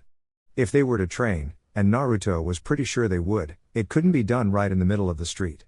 He followed Sasuke inside while wondering about Tsunade and that perhaps it was a mistake on Sarutobi Gigi's part to ever count on her for anything, no matter what happened in her life. He also wondered about the similarities between another member of the Sannin, the one who happened to turn on Konoha and openly attack or even kill shinobi that used to be his comrades. Sasuke went to the inn's backyard and removed his sword from the scabbard before facing Naruto. The blonde smirked at the challenge and did the same, already forgetting about the coward Sannin. With Jiraiya . He knew that Tsunade wasn't going anywhere, since her stuff was at the same hotel that he was staying. As he peacefully walked throughout the village, he took special interest in the bars and pubs. He was pretty sure that Tsunade would be carving for a good bottle of sake right now, and he wasn't disappointed to find her inside one flimsy old and empty pub, on the verge of opening her second bottle. Shizune could be seen in front of her looking at her master, pitying the person to whom every kunoichi wanted to be like when they grew up.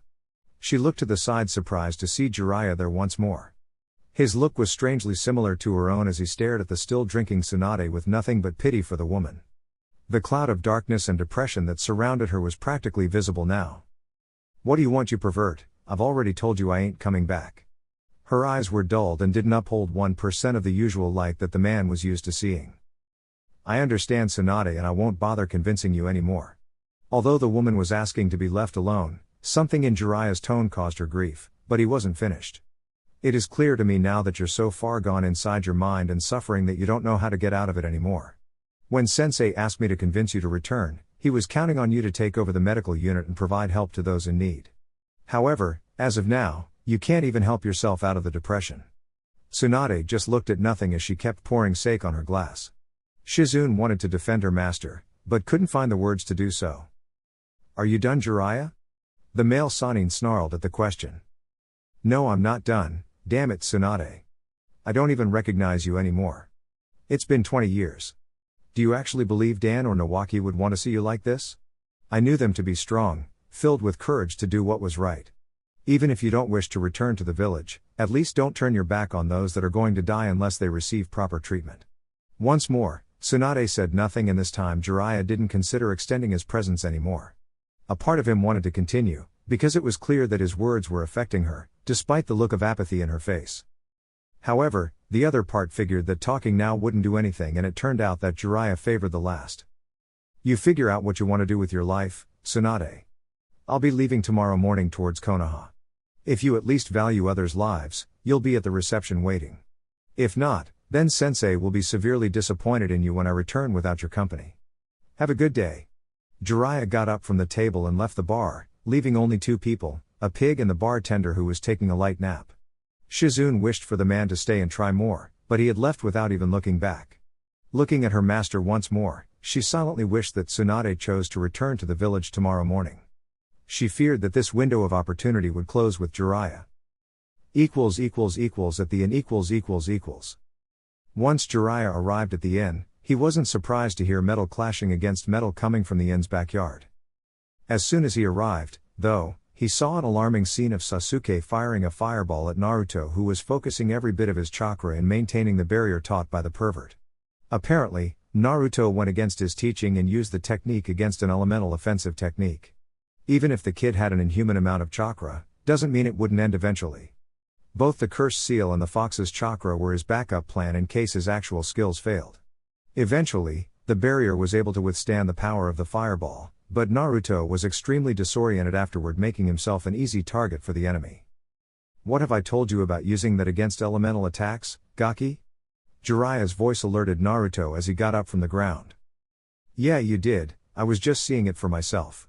If for instance someone is faster than me and I have to use something quickly, the barrier is all I have. I can't find something to replace myself with all the time, you know." Jiraiya was amused at the indignant expression on his face.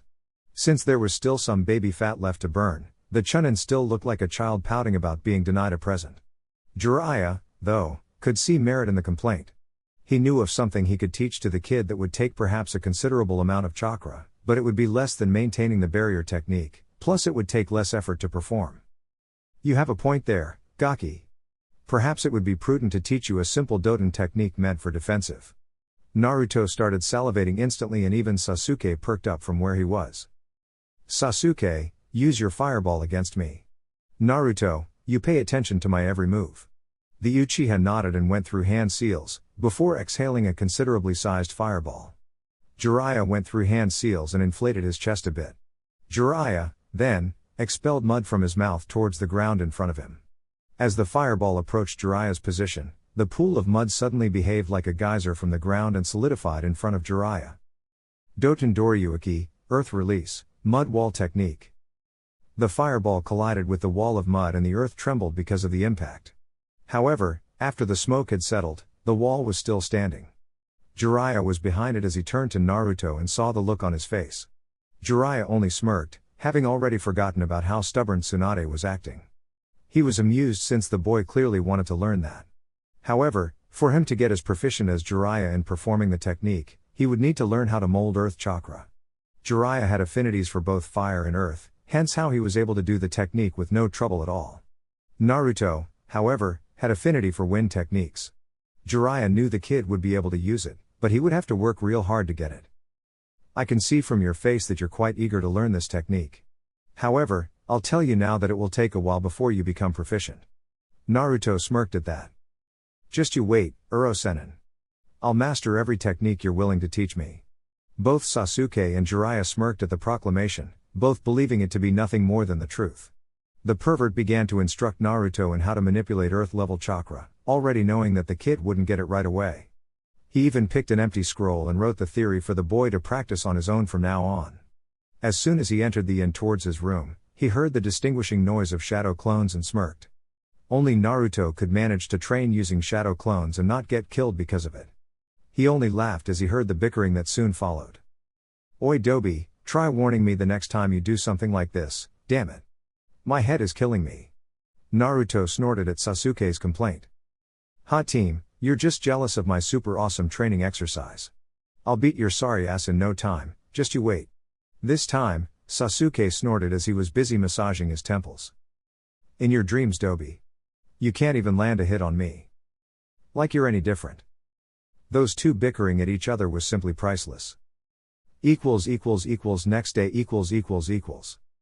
When Jiraiya and the Chunin were sent and ready to return to the hidden village in the leaves, there was no one waiting for them at the inn reception. Jiraiya wasn't completely surprised by it, though he half wished that she would at least return to tend the wounded from the invasion. The message that he would be delivering to both his sensei and the future Hokage was quite clear. Senju Tsunade, granddaughter of the Shodaime Hokage, last living member of the Senju clan and one of the Sannin, was now far out of Konoha's grasp. Neither Naruto nor Sasuke cared much about her not showing. It only confirmed their first notion of her character. As they stepped out of the hotel, the Konoha party was surprised to see both Tsunade and Shizune carrying an overly sized bag on her back and a pig with her arms.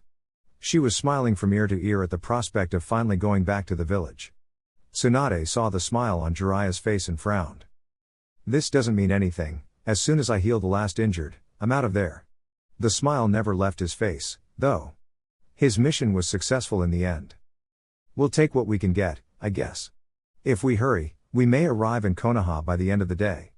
The party now joined by Tsunade and Shizune vanished like a blur towards Konoha.